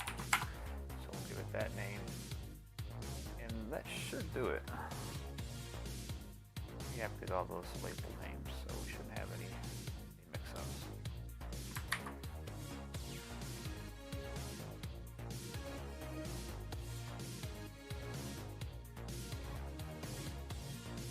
Child or Boone or Tobias do this to get there? No, honestly, Liam, I don't know if either one of those guys know this thing exists at all. So, and I really don't care if they did or not. I just, you know, this is more for me. This is the way it started. The whole project, these started out as, you know, improving them for my own machines I have at home, because I have MK1, MK2, and Ultimate MK3. It just started off as a little hobby project, and it kind of blossomed from there, I guess. I mean, that'd be cool if they mentioned it or something. I guess that would be kind of cool. It would be a big deal, I would think. I do remember there was it was when MK11 was just about to drop, and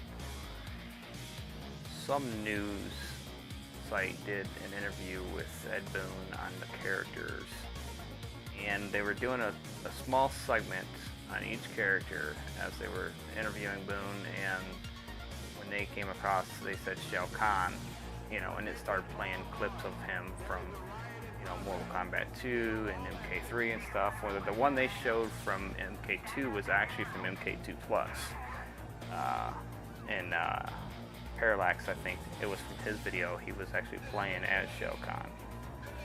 That's why I knew it was from MK2 Plus, because no other way can you play as him except for MK2 Plus.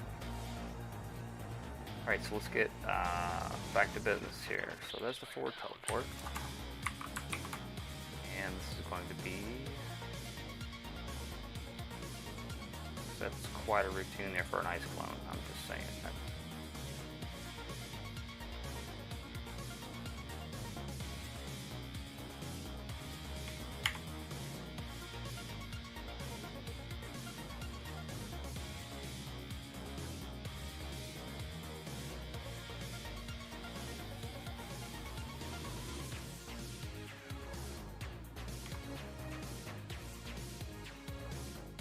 So we got 4 teleports, we got the ice clone. Let's go ahead and just build it. Let's see.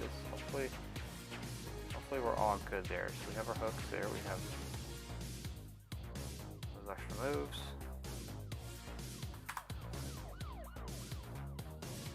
So we'll save it. We'll update that. And let's build it.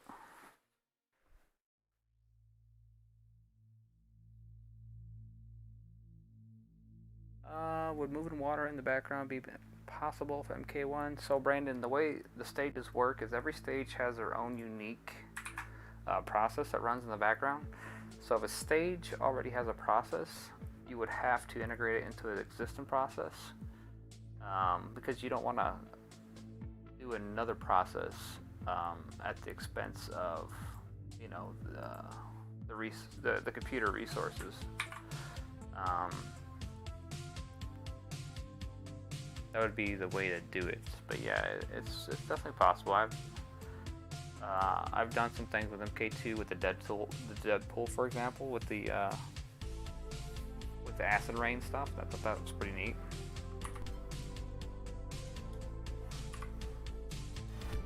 Alright, so let's go in here, gameplay, extra moves, and let's check out the forward teleport, and also check out the ice clone that we're just put in.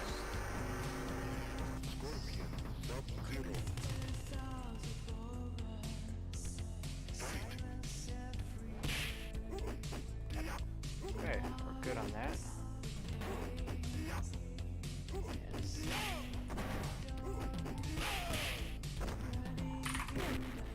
Ice clone's good? Okay.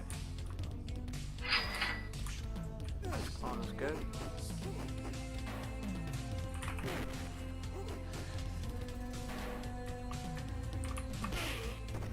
Now there is one bug with the ice clone that I have yet to get to.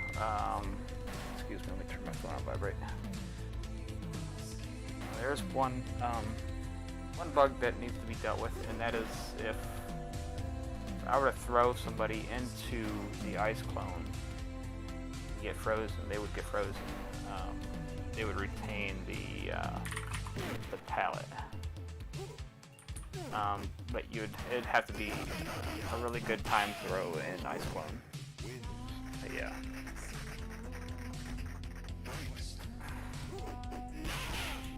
So yep, there's our forward teleport. There's Another Eyes clone, which I should probably find a better sound effect for, but that's what I stuck it with for the time being. Alright, so those two options are good, and you see the rewrite here is going pretty fast.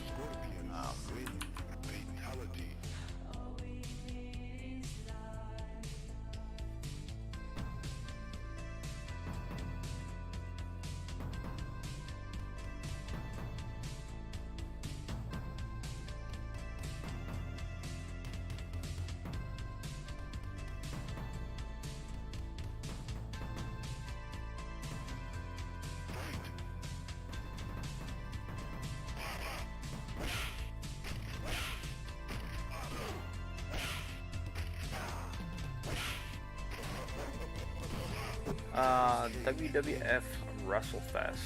Now that is the one from Titos, am I correct?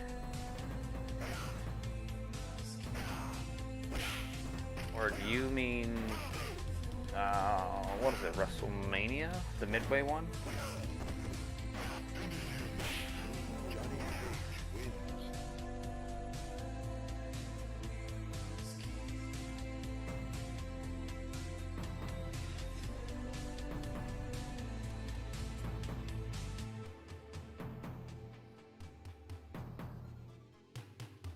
That would be kind of neat working on one of those old shmup games. What was the WWF game where they had the Royal Rumble?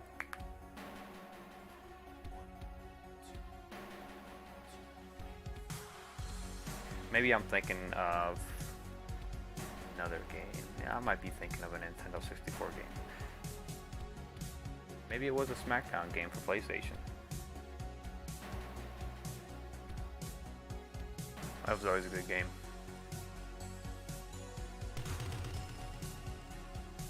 Yeah, Taito. Yeah, that's a. I mean, I won't think it'd be too hard to mess around with that, but right now I'm not really looking to learn any new assembly. That's for sure.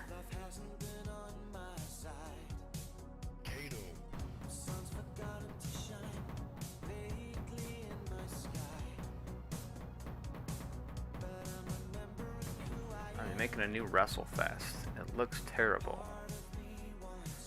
No. Alright, so those two in the game. What's next here? What are we doing next? Next move.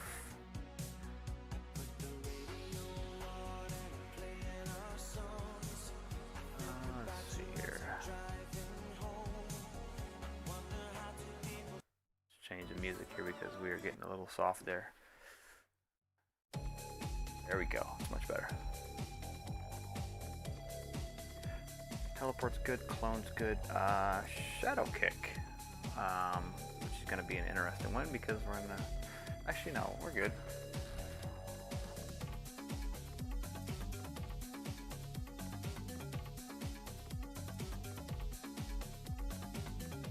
Yeah, I was totally with, let's see, what was in WCW versus NWO World Tour in Revenge.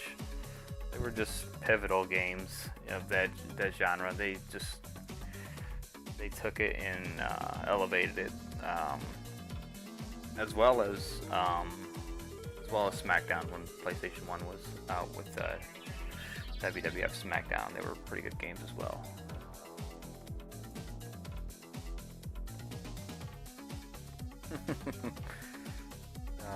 Go fund me to hack the games. I like the idea. If I'm already doing it, why not? Let's see. Okay, so Cage's Shadow Kick. Let's do Cage's.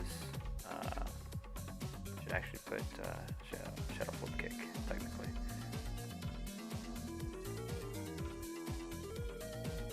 Let's see extra moves here. We'll go here.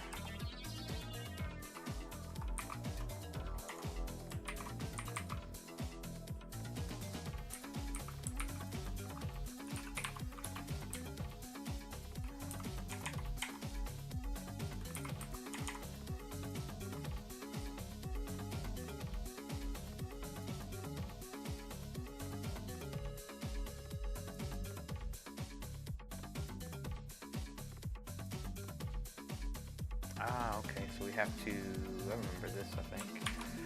Let's go over here to the, yeah, that is his input for his high kick. Okay, that's good.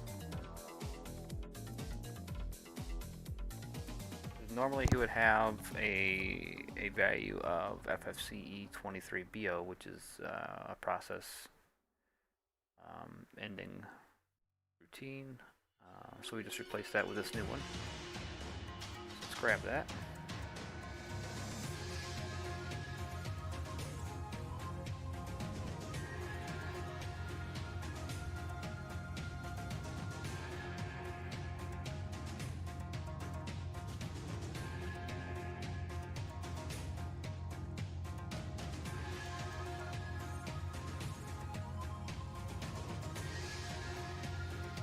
Alright, so it has flip kick, hitbox data, animation, all the good stuff here.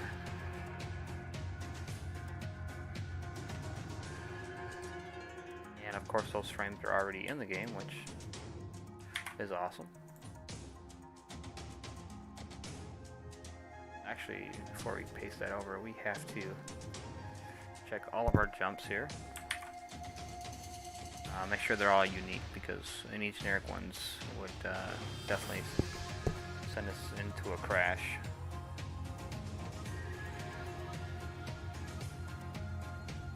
Out of kick. I guess that's okay.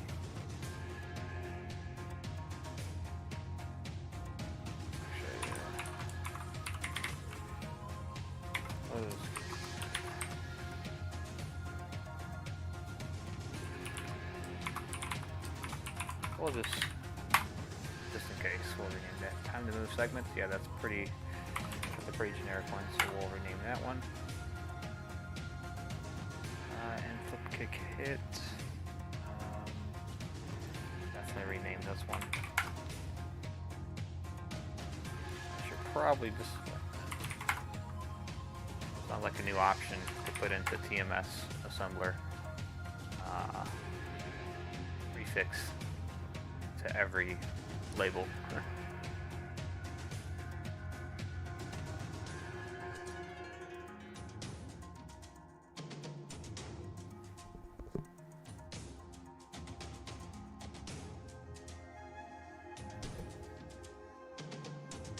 Yeah, I wouldn't even bother, Luke.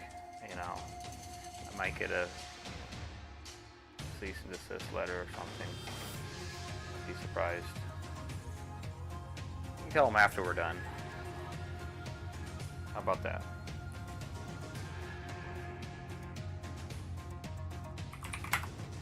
Alright, so let's rename all these just to make sure we don't have any. Okay, we should be alright.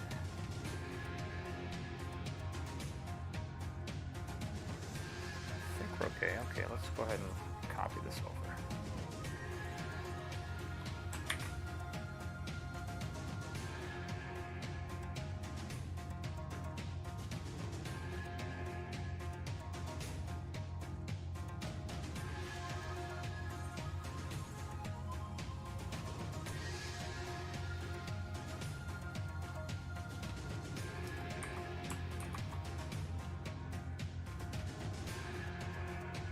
Alright, that's in there. We'll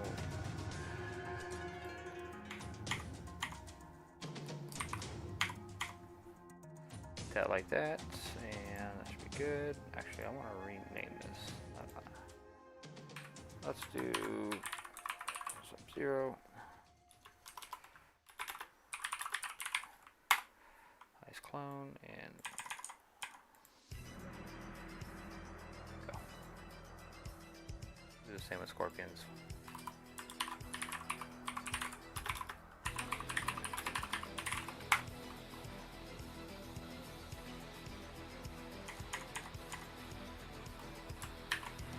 Right, so that looks better.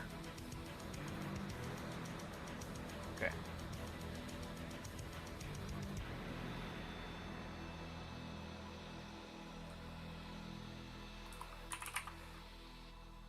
We'll let's update this.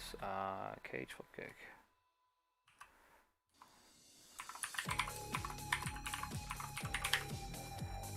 And we'll put another little bookmark up here as well.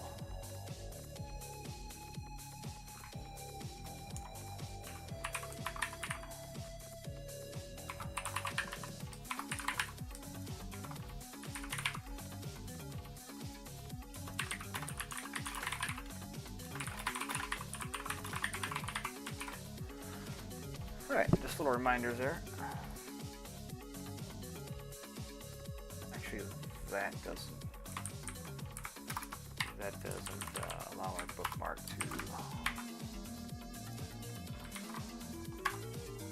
Okay, there we go. There's a bookmark. It's slidable.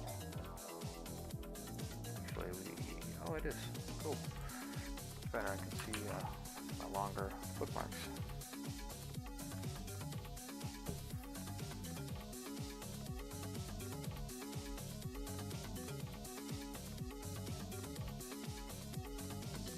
Games a lot.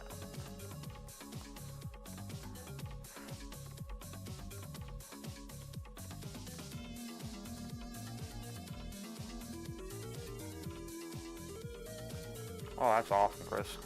Look at that. Look what you're doing over there, Luke. The inspiration.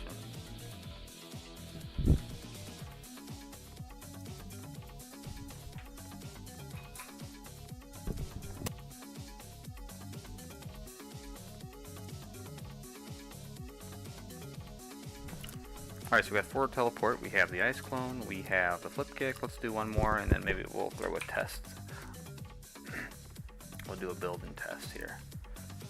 Kano's upwards cannonball. Okay.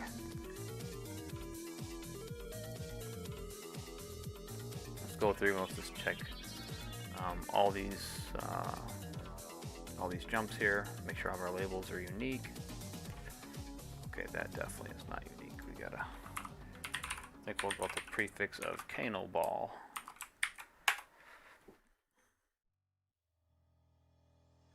And we'll do that one.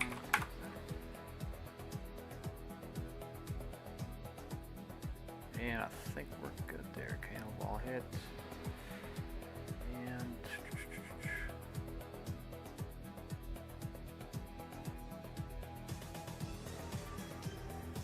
okay. Let's go ahead and put that over there.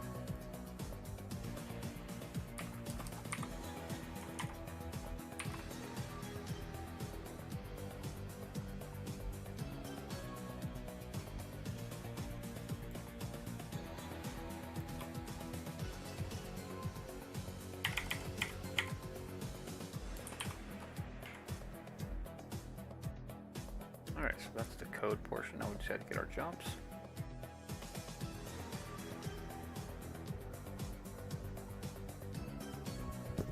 Yeah, go ahead, Chris. Leave your links there, buddy. Check you out. Alright, so that's the Kano ball code portion. Let's go ahead and put our jumps in there.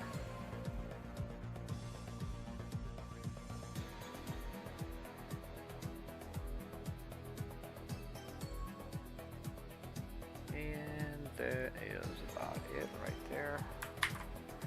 That's the diagonal Kano ball that we gave Kano as his extra move.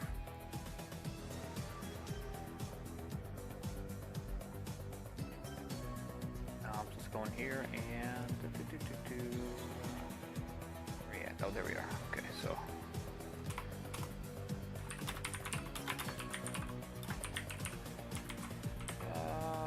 let's subtract. Make sure I spelled that right. Oh, if you can only see how hard I look at that. Oh crap, I forgot. Actually copied a blank space. What? Nice again. Copy. Paste. I must have been hitting the Control C too many times.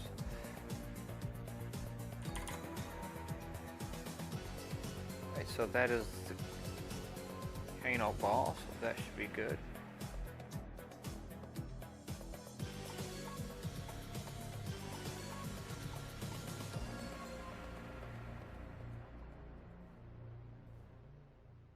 Okay.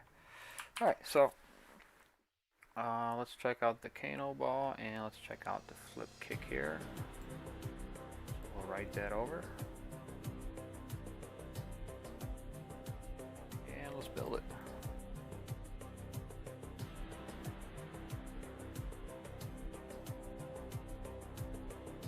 Alright. And we should probably get out of this old build here.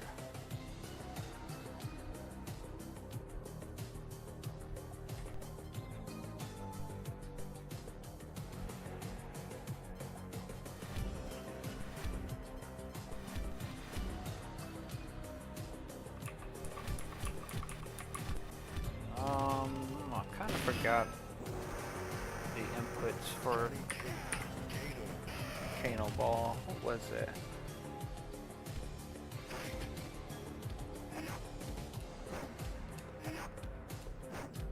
I must be missing something here.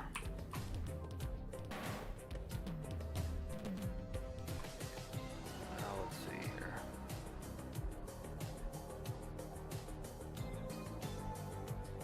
Make sure that copied over like it should have.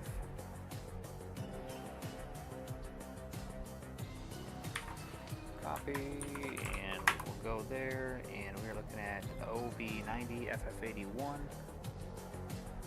and it is OB90 FF81. So we gotta see what's going on there.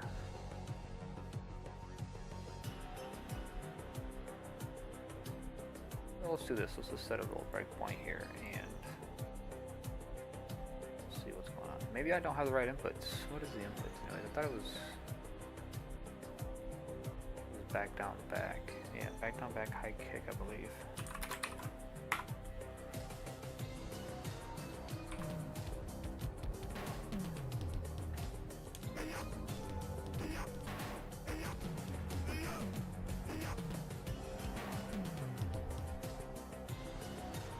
Oh, wait a minute. Oh, you know what? That's why.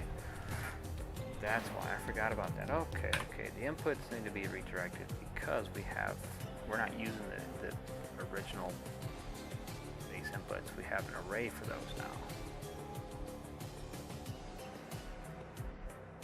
So what we have to do here is we have to go to our fighter arrays.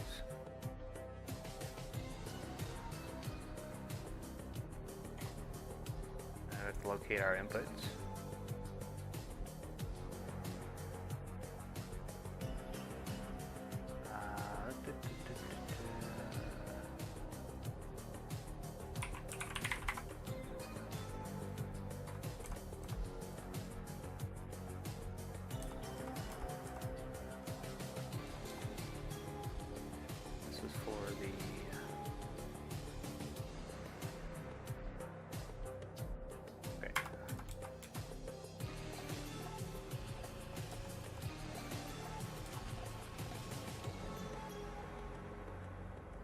Get past the fighter select screen because there's a lot of inputs going on in there.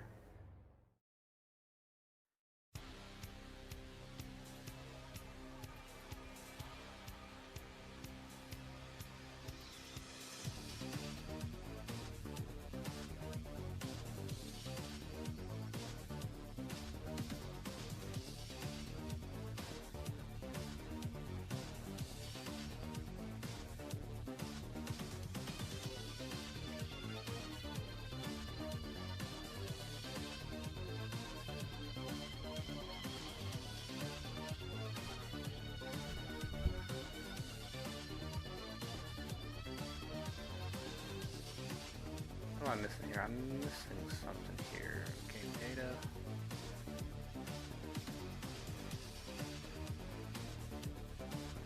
Should be in fighter arrays here. There it is. Inputs. Excellent. Okay, so our input for cage, high kick. So his is going to be the first one. So we can just go ahead and just use this address. Put array input high kick. Kind of sounds generic, but since he's character ID 0, that is the address. Alright, so there's that. I'll fix that up. And where are we at here? We have right here.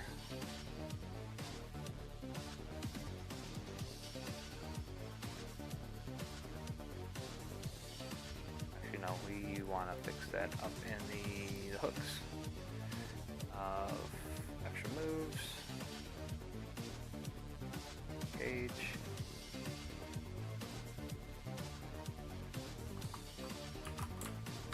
Input height kick. Okay, so that should fix that. Do I have the same thing for Sub-Zero here? Let me check this because that may be.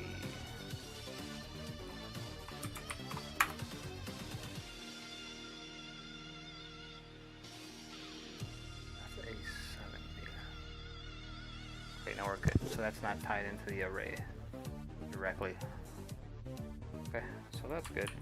What we'll do is we will rewrite that,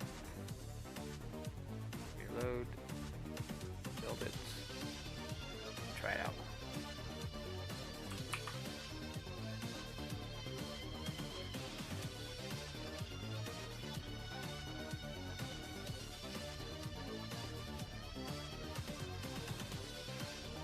No, you're good, Chris. No worries, man. No worries.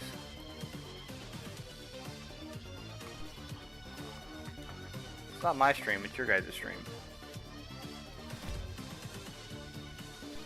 I'm just doing what I would normally do regardless. Just happen to share it with you guys. Let's see, extra moves. Okay, so that should fix our input for Johnny Cage. We should have his shadow kick now. We'll check that, and we'll check the Kano ball also.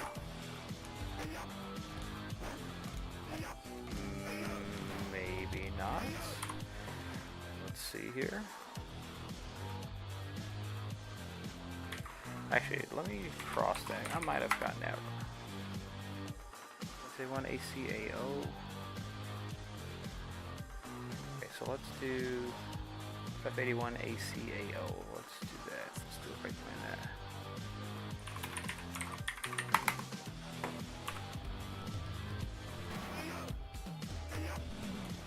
We are not hitting our breakpoint. What is not working here? What am I missing here?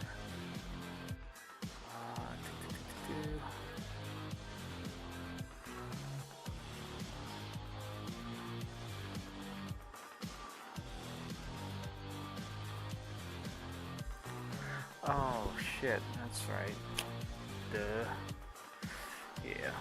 Okay. Oh, you know what? This might not even be. I don't think I can. Ooh, that's gonna be. That's gonna be interesting because I don't know if I can put a reference inside of that. Yeah. Okay.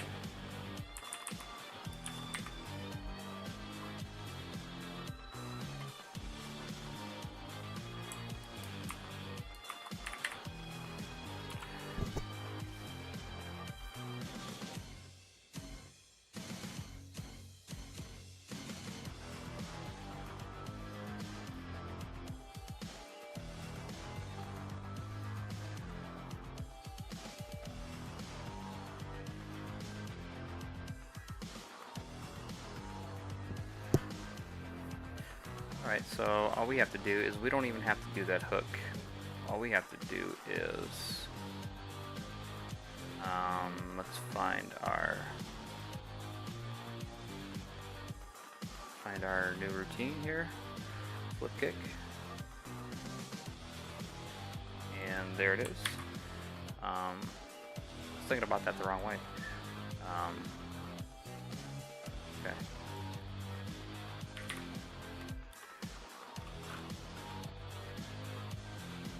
And this is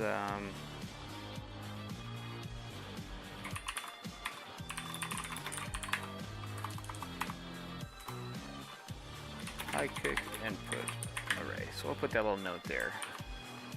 And all we have to do is go down here and play this one. And put that in there. And there is our flip kick routine. Wondering about that. I was overthinking that. That's what it was. Alright, so let's build. And before we leave this,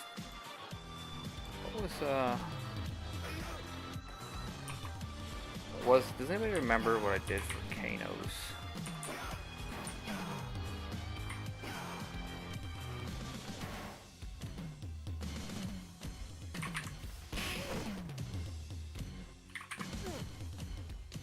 Remember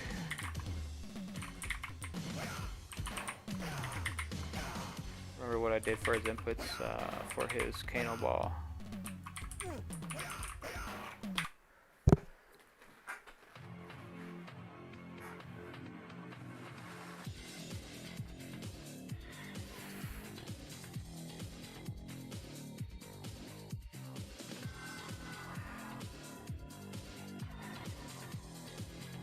Let's see, did I happen to put it in? Where's the inputs at? We'll figure it out. High kick, okay.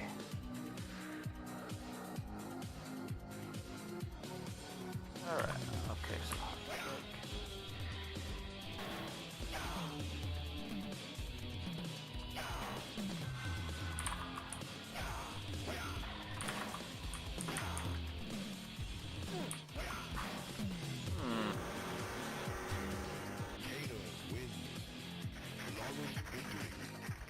Oh, okay. I think I know what it might be.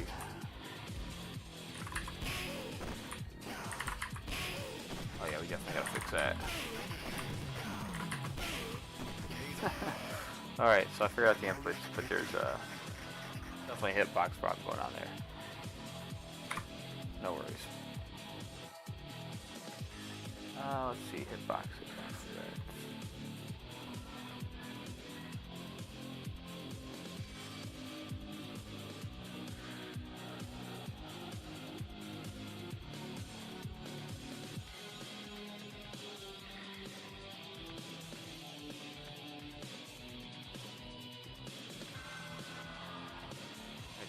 But we'll just keep that, and we will go up here. We'll just make a little note here for check hitbox when we come back around to this. To fix check hitbox.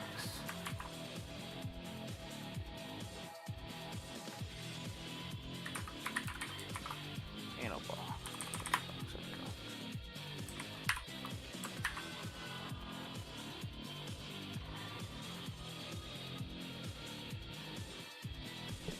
Francis, what's up, buddy?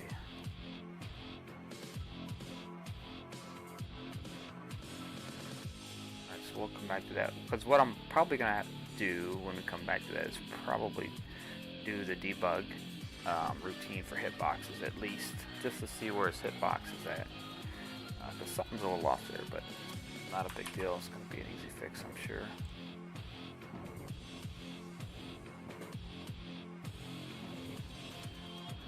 Alright, okay,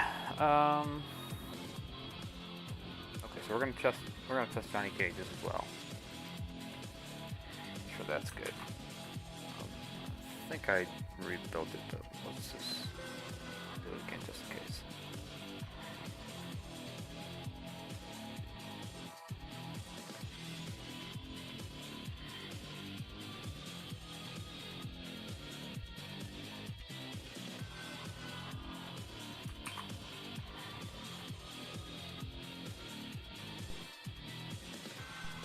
Alright, let's see if we have our flip kick working like it should. Oops. I feel like I want to go through and recategorize, reorganize those categories here. Sub-Zero, Johnny Cage. Fight. There we go. Shadow kick in the game.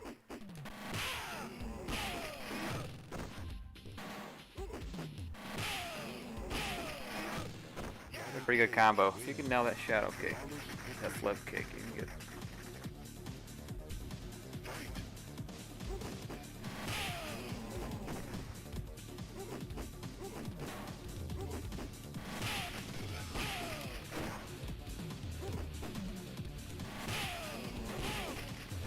Ooh, I bet I can get that.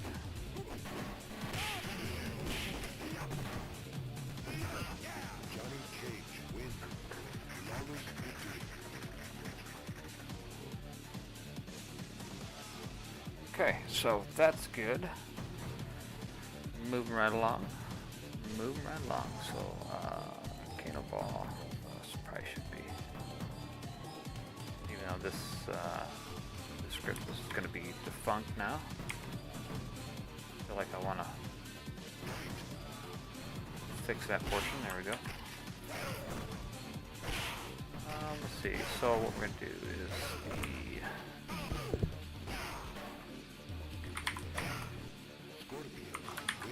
Kang aerial projectile. Okay, so we're gonna do Liu Kang's aerial projectile now. And we'll make sure all of our jumps are unique so we don't have any issues.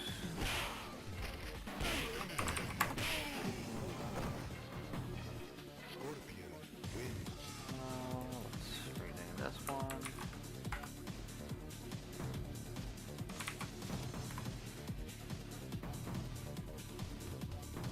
Yeah, I think these are pretty much good to go. Let's see. Okay.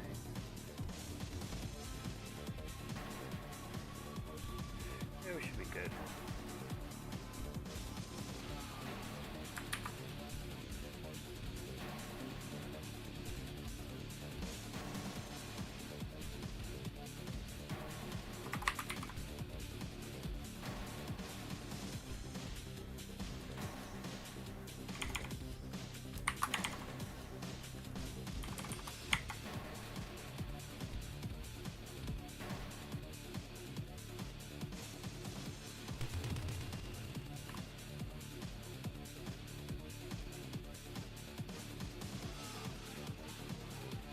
Okay, so there's our data. Let's put our hook in there.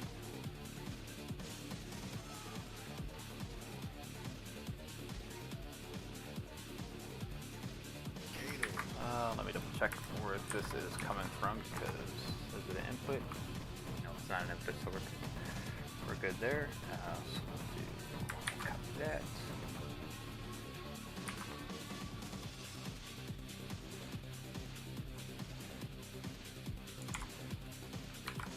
Alright, that should be good. Let's go ahead and save it. Let's write it. And let's build it. Good.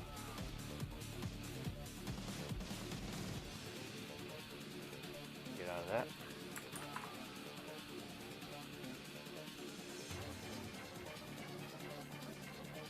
Air projectile, oh no? Is that what you feel about Liu Kang's new move?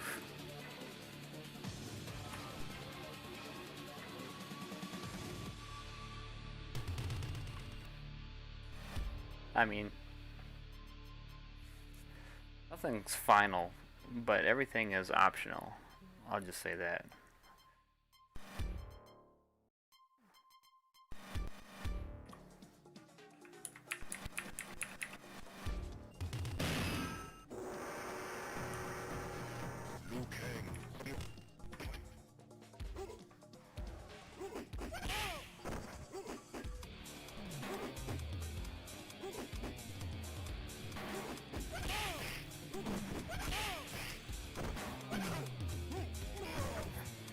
Alright.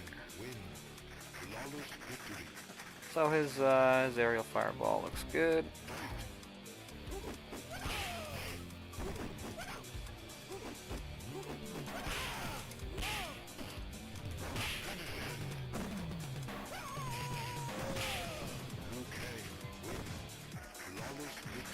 Now that bugs me how Sub-Zero is a lower layer and is shown behind Liu Kang. Fix that.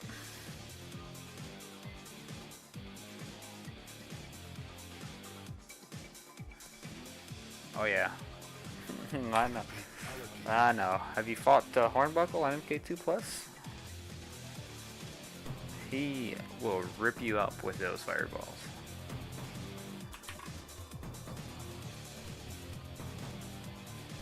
Alright, so we have 1, 2, 3, 4, 5.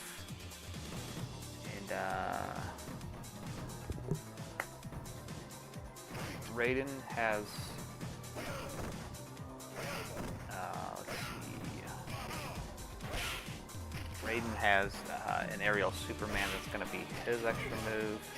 I think we've collectively decided that Sonya doesn't need one because she's got 3 and she's the most powerful character. I think we're not going to bother with the characters. I don't know. I mean, if we give her a move, should be more OP.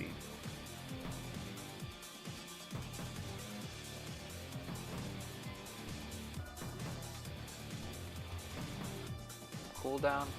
Yeah. I mean, it's the same thing as Fireball, honestly. It's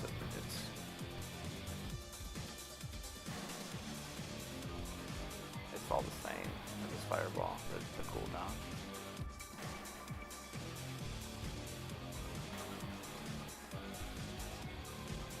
Alright, so let's see. So I originally had some of those moves put into the category option of like improved mechanics, like the aerial Superman and the forward teleport, but I've since then taken the teleport, put it into the additional moves option. I'm going to do the same with the aerial Superman as well. I think it's a better fitting category, being in the new moves rather than improved mechanics, because I think improved mechanics, we kind of just want to be careful with how much we put in there. I'm thinking the crossovers are good.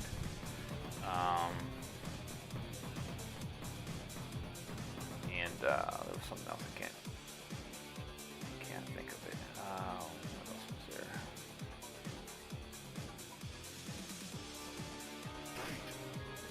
There we go. Oh, the roundhouse. Yeah, we have an MK2 style roundhouse with the mechanics option.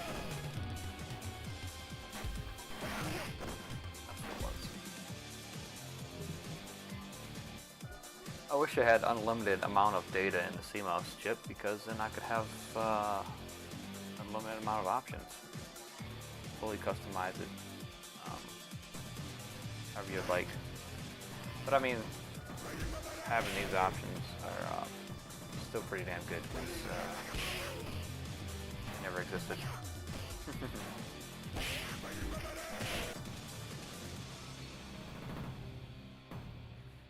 We have to put in,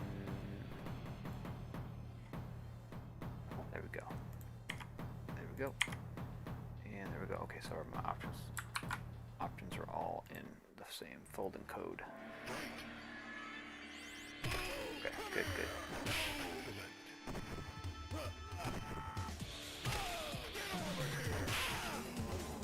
Alright, what's next?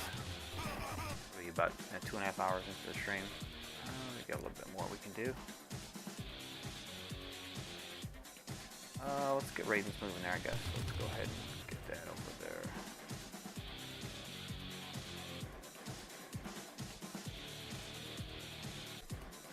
Alright, let's close this old script here. Okay, let's set our prefix. That's taken care of. Let's see, turbo mode, combo display, remove, next crossovers, where is, oh, you know what, I've got that already in there, don't I? Let's see.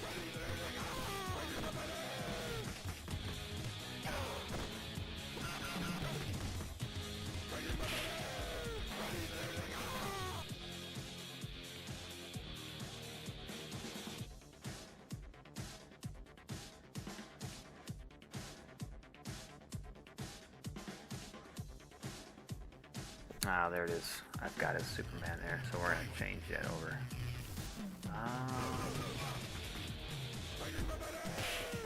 All we have to do here is we're just gonna take. First, we're gonna relocate these hooks into the right category.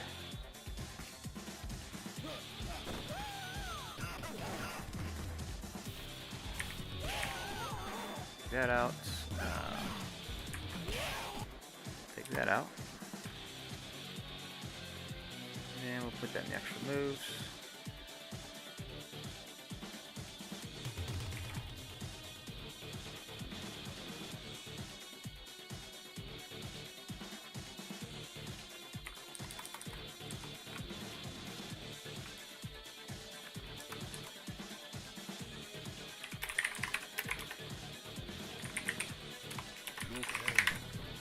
And we'll just do that, Aerial Superman, so that should be good now. And then what we'll do is we'll go to the code for improved mechanics, and we'll make sure we take that out of there.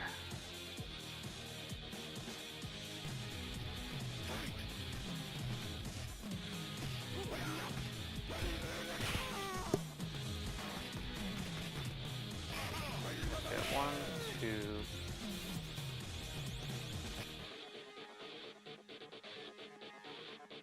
3, 4, 5. Okay, so we have all these. We're going to take these. We're going to put on the extra moves area.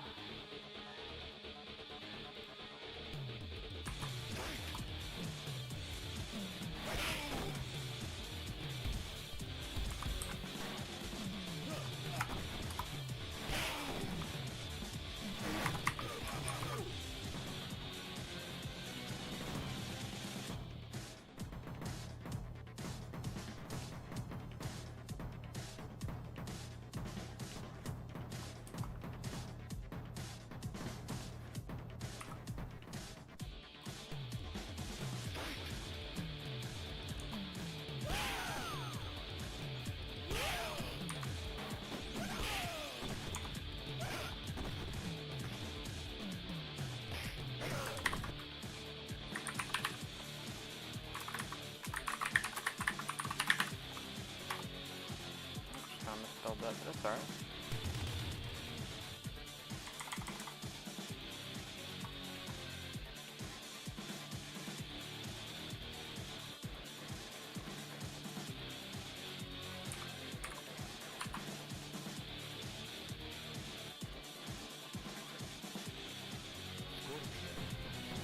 Alright, so in his move, we're also going to check for 2B instead of 28. 2B is our extra move, so we only want to give him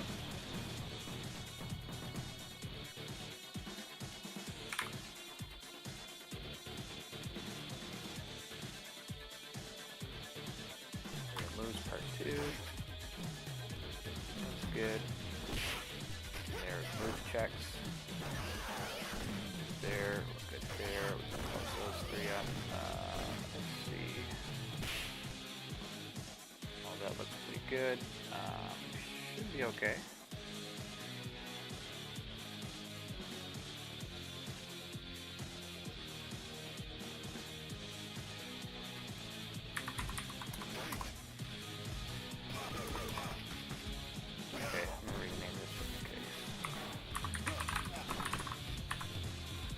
Just in case, because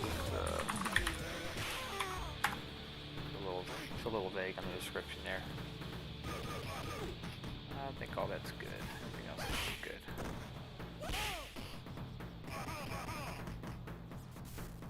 This is kind of generic here because we have a couple moves.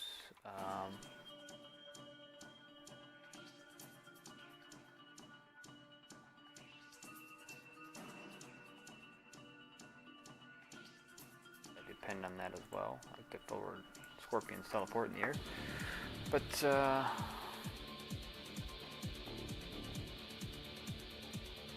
I just realized something. It does depend on that option as well.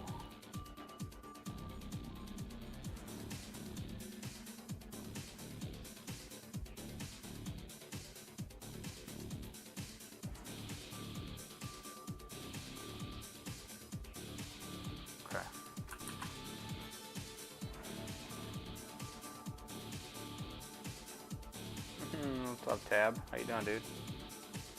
Welcome to the party.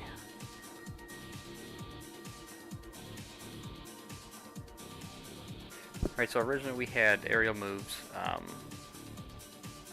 an option. Well, the option technically was called Improved Mechanics, and one of the moves that used that was Scorpion's Teleport. But since we're moving that aerial moves into the new moves category to comply with Raiden's Superman as his new move, we have to do a little modification so we can still do Scorpion's teleport from the air if improved mechanics are on.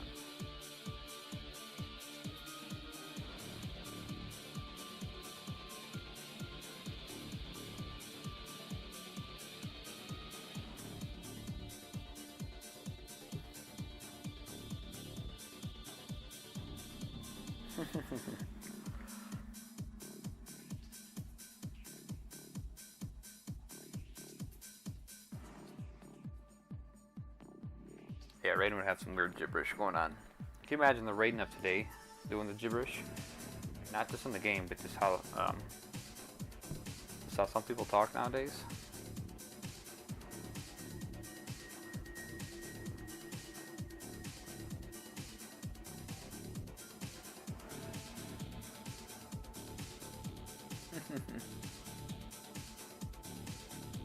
I could put you in timeout, Tab, if you want. If that makes you feel better.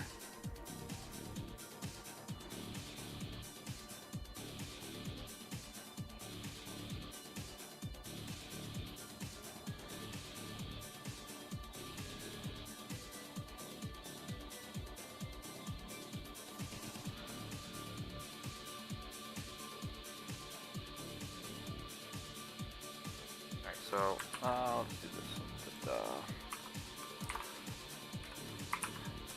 Put a little note here.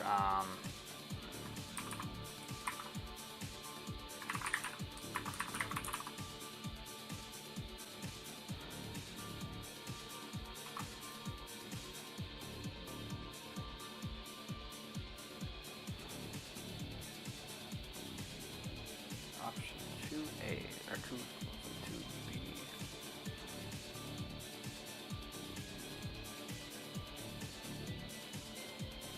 28.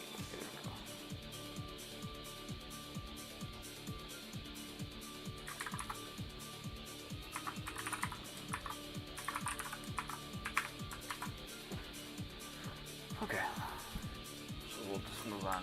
We got a nice little to fix list there.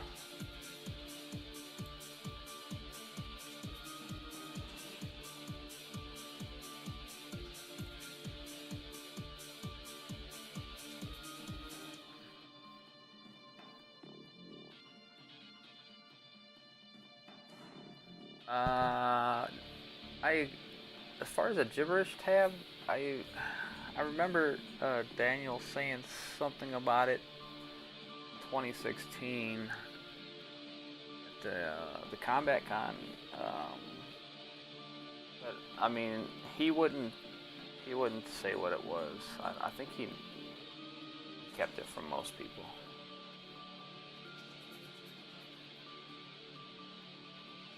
So, I've heard many different scenarios about something about get to the car or something like that. He has a couple of them.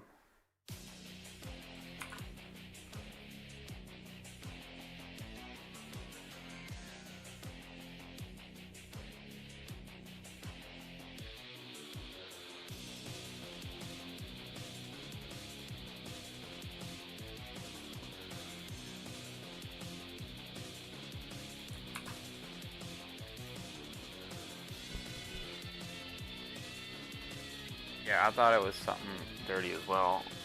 I thought Daniel said something along those lines or something.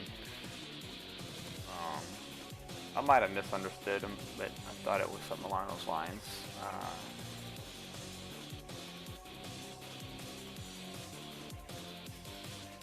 Your mom was from LA. That sounds about right.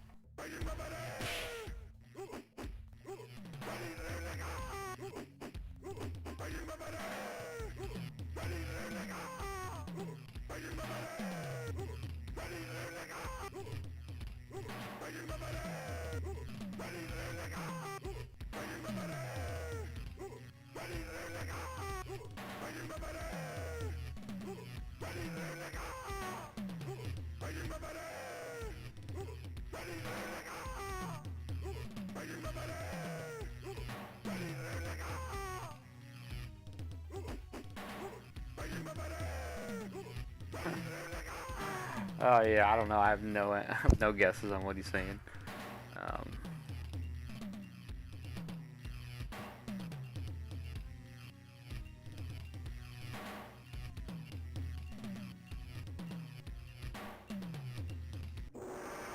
No idea. Raiden wins. Flawless victory. Fight.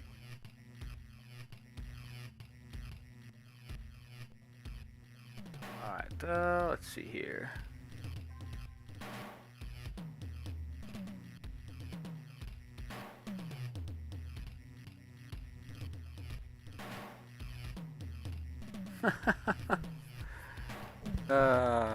Yeah, just send me a message, Tab, if you wanna keep it on the down low, whatever it is that Raiden's supposedly saying. At the very least, I could probably get a chuckle from it.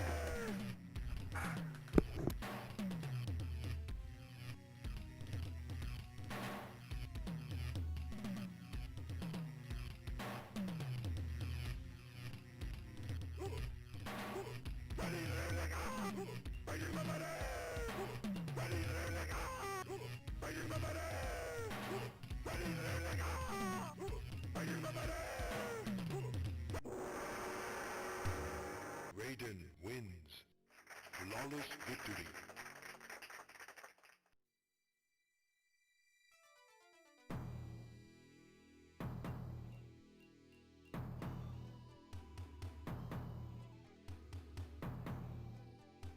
Yeah, Daniel's a really cool dude.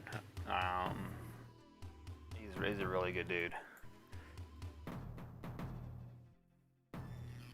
He's a real genuine, down-to-earth type of guy, man. Really nice guy.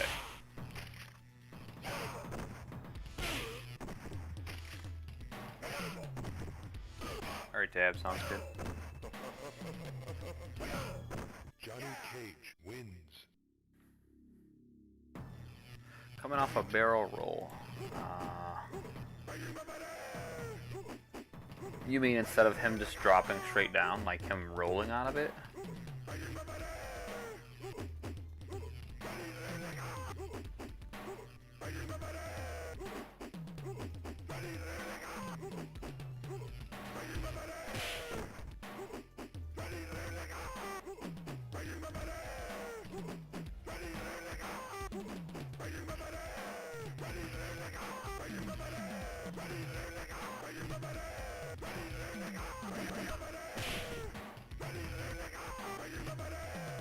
You'll probably spam him with this.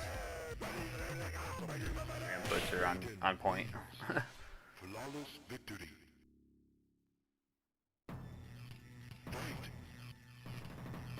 Yeah, Carlos is a really nice dude too. The last time we were down there, me and the wife were invited by Daniel to go to Carlos's for a barbecue, and I couldn't, unfortunately. I had to get back to work. Looking back, I'm like, man, I just took a sick day. Should have been a really good time.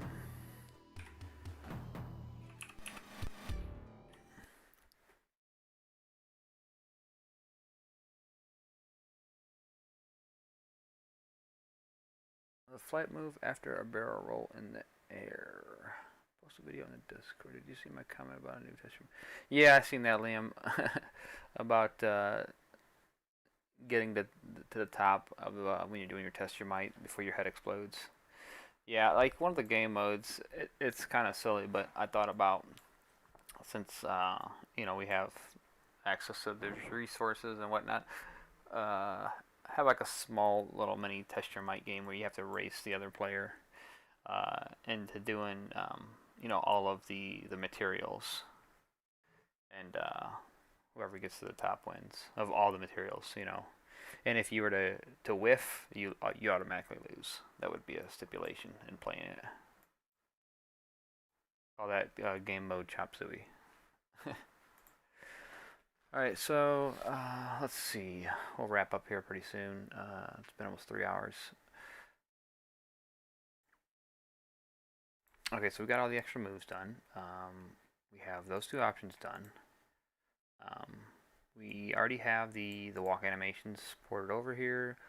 We have the jump off punch offset fix for Cage. We have the jump punch offset fix for Raiden. We also have Liu Kang's wind pose. Did you guys catch that? I don't know if you guys caught that last time, but if you're not aware, watch this. I will show you. So first of all, let me do a save state. And then let me try to pull a really old one here.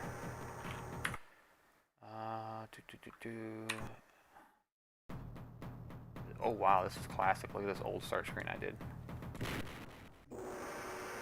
So, if you watch Liu Kang,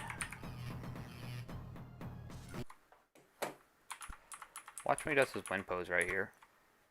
And who was it that was asking about this? He's not in the chat tonight. Oh crap! I can see his. Man, I can't think of his name, but he's asked me about this for a while, and last time he's in here, he mentioned it, and I said, let's go ahead and fix it. So, if you watch Liu Kang's hands here as he goes and flexes.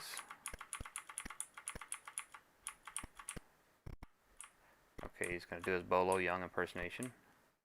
Boom, right there. You can see his hands just disappear. It's like Liu Kang's just playing some pocket pool there. Because he does a little shaking. I mean, I'm not going to elaborate on what he might be doing, but his hands are gone. So, that's what I fixed.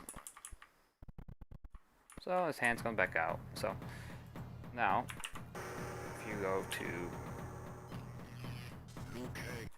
to pick Liu Kang now, there you go. His hands are back in action, and he's doing his best Bolo Young impersonation.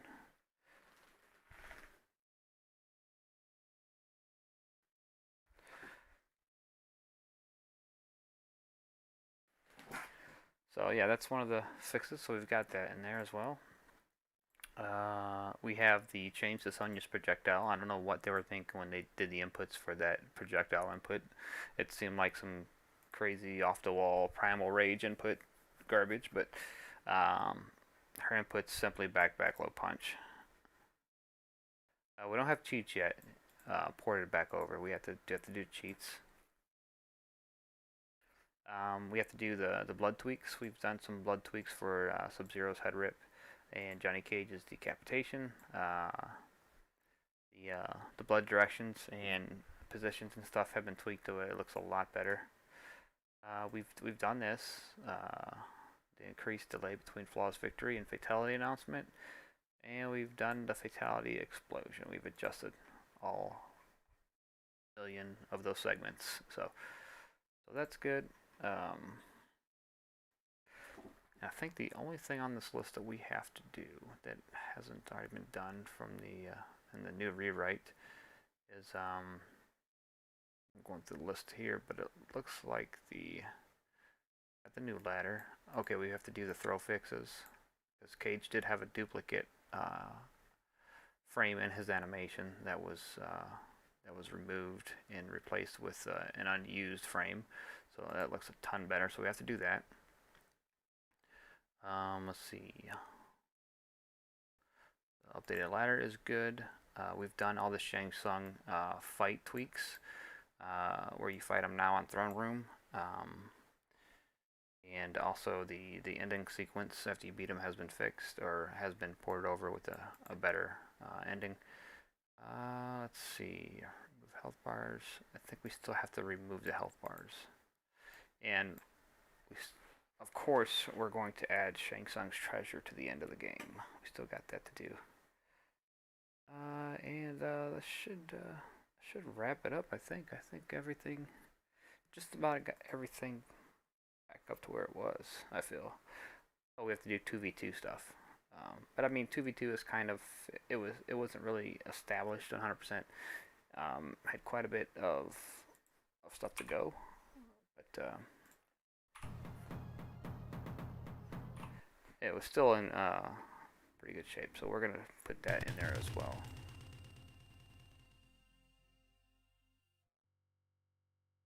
Yeah, yeah. Let me see. Let me get a fast way to get in there. Let me look up the RAM for the fight ID here. Kano.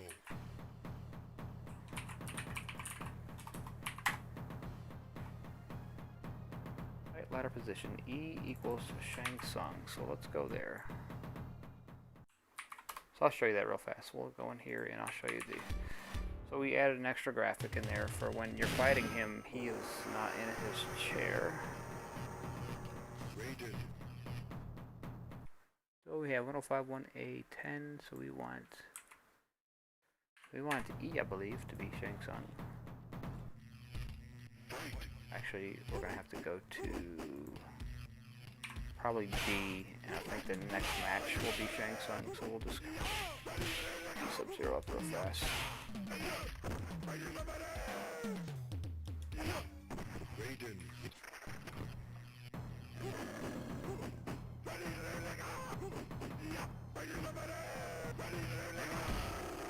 And Goro, I guess. I guess we're beating him up too.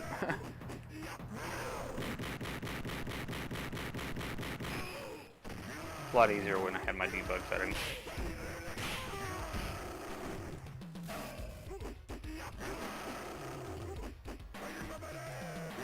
Oh shit.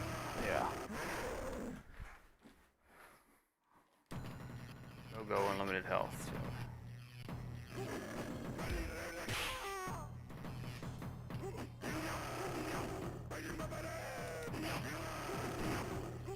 Oh, Goro has a fatality in this game, by the way. I don't know if you guys ever noticed that, but he does have a fatality in this game. I found that out last time I was digging in the arrays and stuff, relocating all the character arrays, and found it.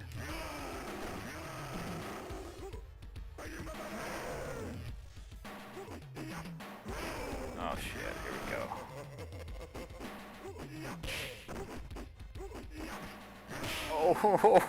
Oh, he punched me out of my Superman.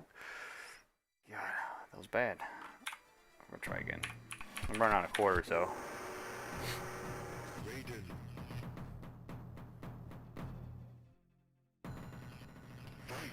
I believe, Michael, that is only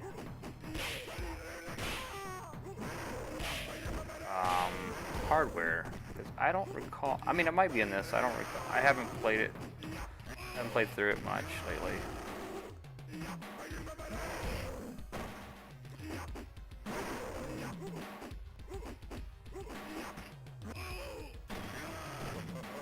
Oh shit! Come on, Goro.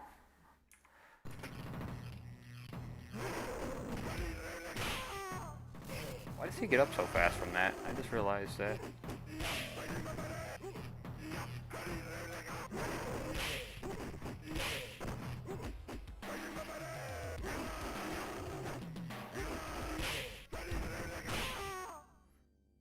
Oh, what?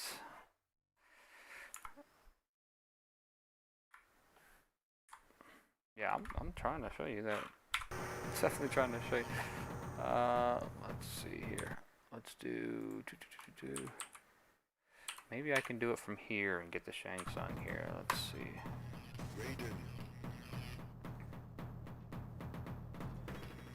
Okay. Yeah, you're right. His chair graphic is messed up in here, so let's take a look at that real fast.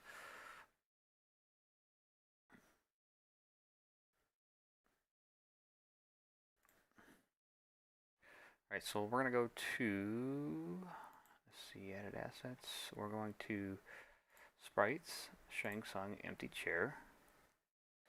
Chair palette. Let's see, make sure we have everything in this, because we might be missing something. Okay, that's good. Chair palette. Empty chair.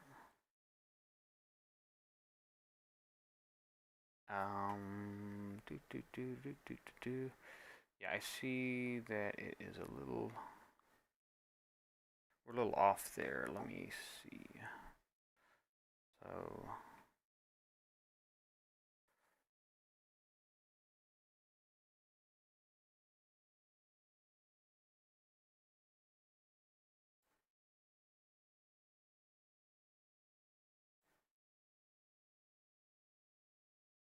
raised. Nope, it's not in there. Let's see. Other adjustments. Where is it at? Okay. Okay, we do have remove health bars. Okay, so this is our remove him from the chair. Chair sprite pointer. Okay, it's going to make our chair sprite. FF80, 7C70. And that is on the mark as well.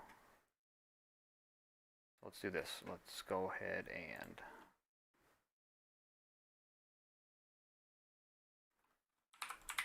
open that up and see what we got going on here.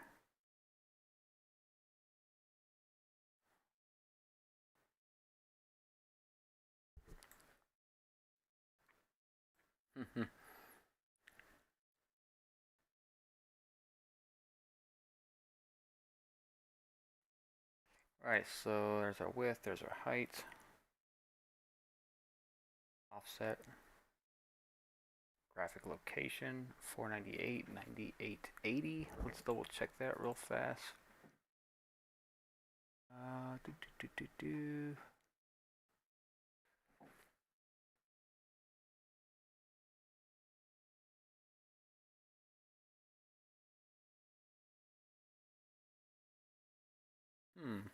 Throne. So I've got this label as throne, but then I have the address of 498.7480. So let's do that real fast. 480. So we'll go ahead and we'll put this as our fight the Shang Tsung. And then instead of 9880 we want, what would I say, 70... 498.7480 is supposedly our address for it. Raiden.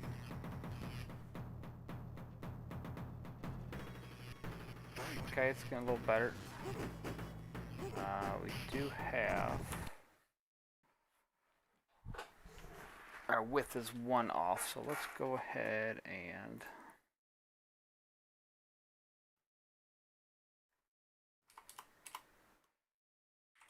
so there's that address fix for that. And then let's go ahead and I want to say we're 1 short maybe. So if we go in here and do, actually 23, maybe that's what we want. Nope, that's not it.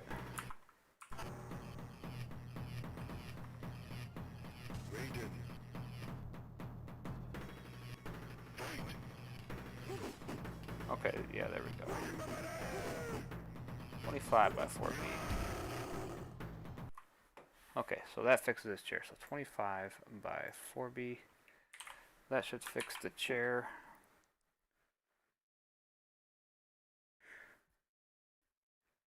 Hey, what's up, Drew? Yeah, still at it. We've done quite a bit of work. I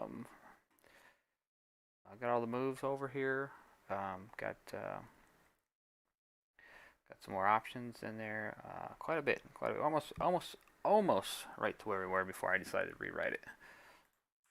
So things are going pretty good. I just fixed Shang Tsung's chair there.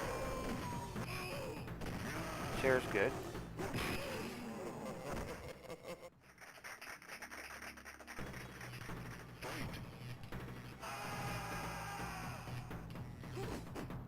That's our total. The chair graphic was done by Tyrone. Once again, Tyrone coming through with some good graphics. Too bad Tyrone can't join us. I don't know if he's probably sleeping, I would imagine. Being in the UK, he's probably in bed right about now.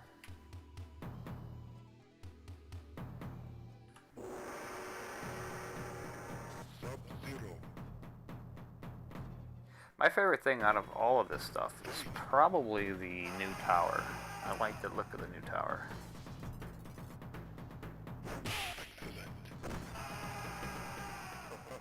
It's probably my favorite so far.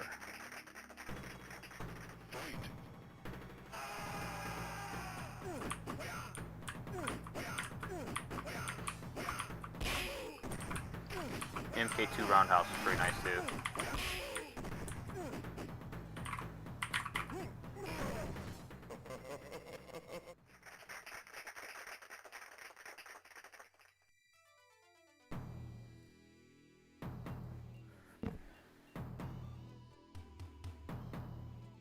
Oh yeah, Tyrone's got some good stuff he wants to get done too. He wants, he's done so many moves. Like there's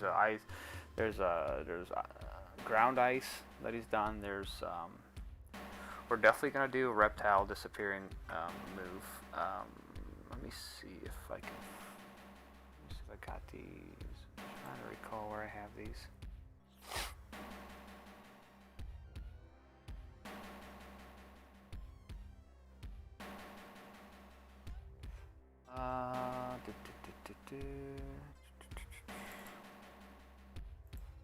Maybe I have them in here. I think I do have them in here. Concept graphics. Okay, so this is some more stuff that Tyrone's done. Tyrone's done quite a bit of work. Thanks to Tyrone for some of the cool stuff he's contributed. So we're going to put this in. We're going to put Johnny Cage. Johnny Cage is finally going to have a proper sprite for laying on the ground. So that's going to get in the game. Here's Liu Kang's aerial fireball. We've already got that in the game.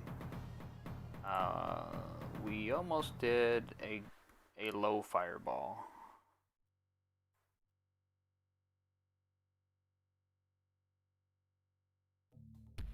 Let's see. What else was there? There was way more. Here it is. Let me see if I can increase some of these. So as you can see, he's a fan of Airmac. He's trying to get Airmac in the game, convincing me with some graphics here. So that's what that is. So, you know, I'm not implying that he's in the game or will be in the game, but that's what those are for. Just figured I'd explain that. Let's see. So here's one that we're gonna use for his disappearing. So we're gonna reptile disappearing. Maybe we'll do that when he jumps on and gives clues instead of jumping back up 100 feet in the air. He'll just do his disappearing trick. Ending proposals right here for him.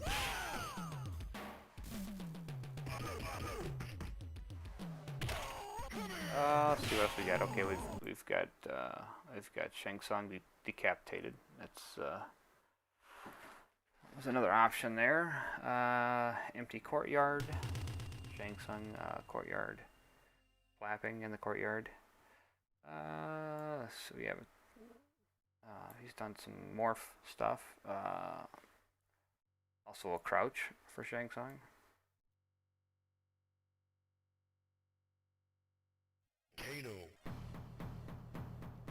Some deep freeze stuff too. And a bunch of ice pieces to go along with it.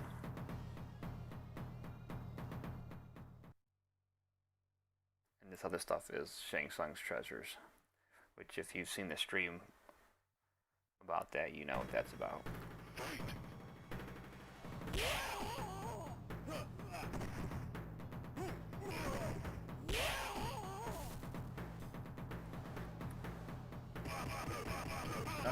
The new tower? I can show you the new tower real fast.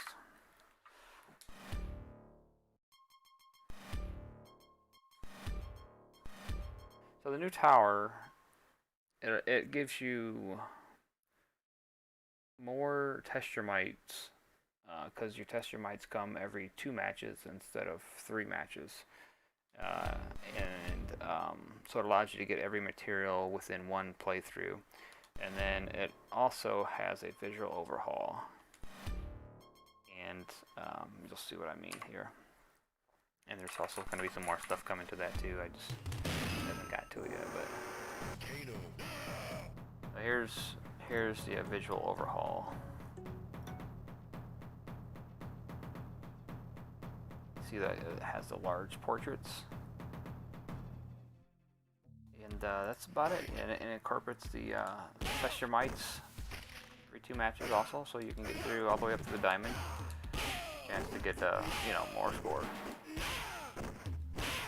Kano wins. Fight. You know you're going to put the boxes there. Like, oh, Shang Tsung's treasures, yeah. You can implement, you can teleport. That with the box now. Yeah, that's an idea. That's an idea, Liam.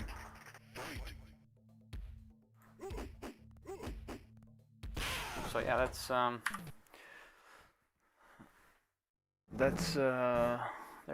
a lot more to it. Just don't know how up to date you are on the project, but we've got a lot of stuff going on with it. You've probably, let's see, so there's randomizer, obviously.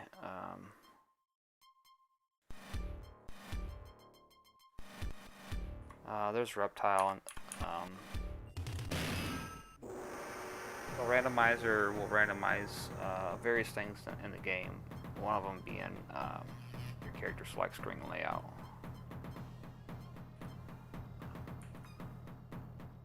So.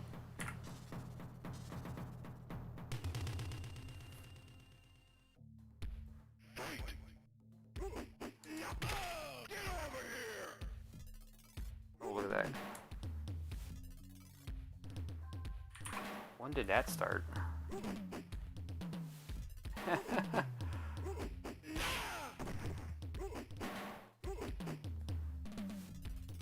Look into that next, I guess. That's interesting. Freeze glitch there. Getting stuck in the wrong animation. Yeah, there's more. That freeze thing is gonna bug me now.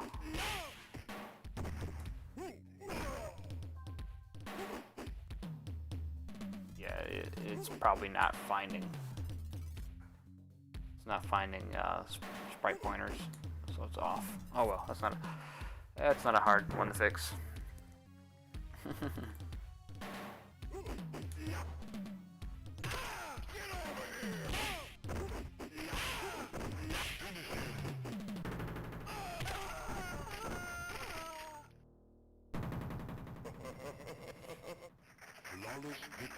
Fatality.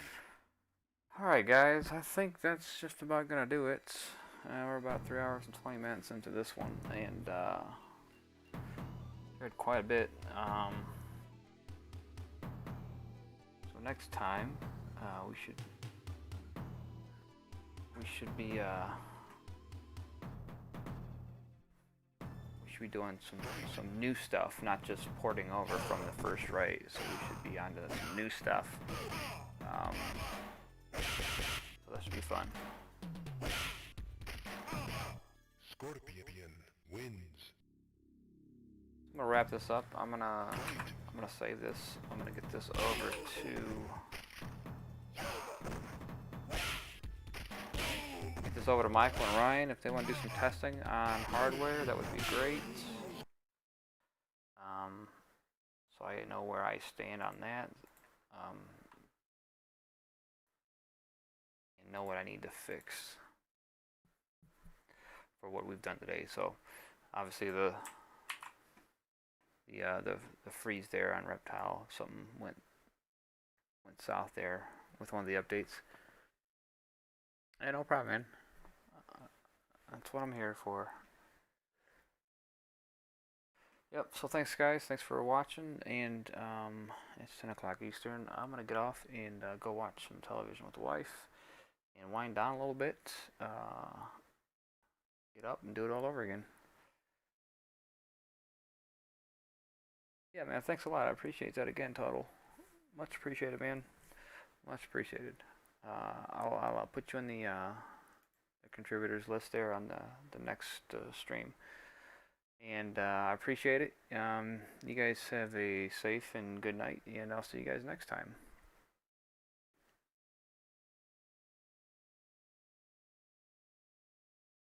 Yeah, that'd be great. Give me 36 more subscribers. Maybe we'll get that 1,000. Alright guys, I'm out. Go have fun. I'll see you guys next time. See ya. Yeah, I appreciate that, Liam. Thanks guys for spreading the word.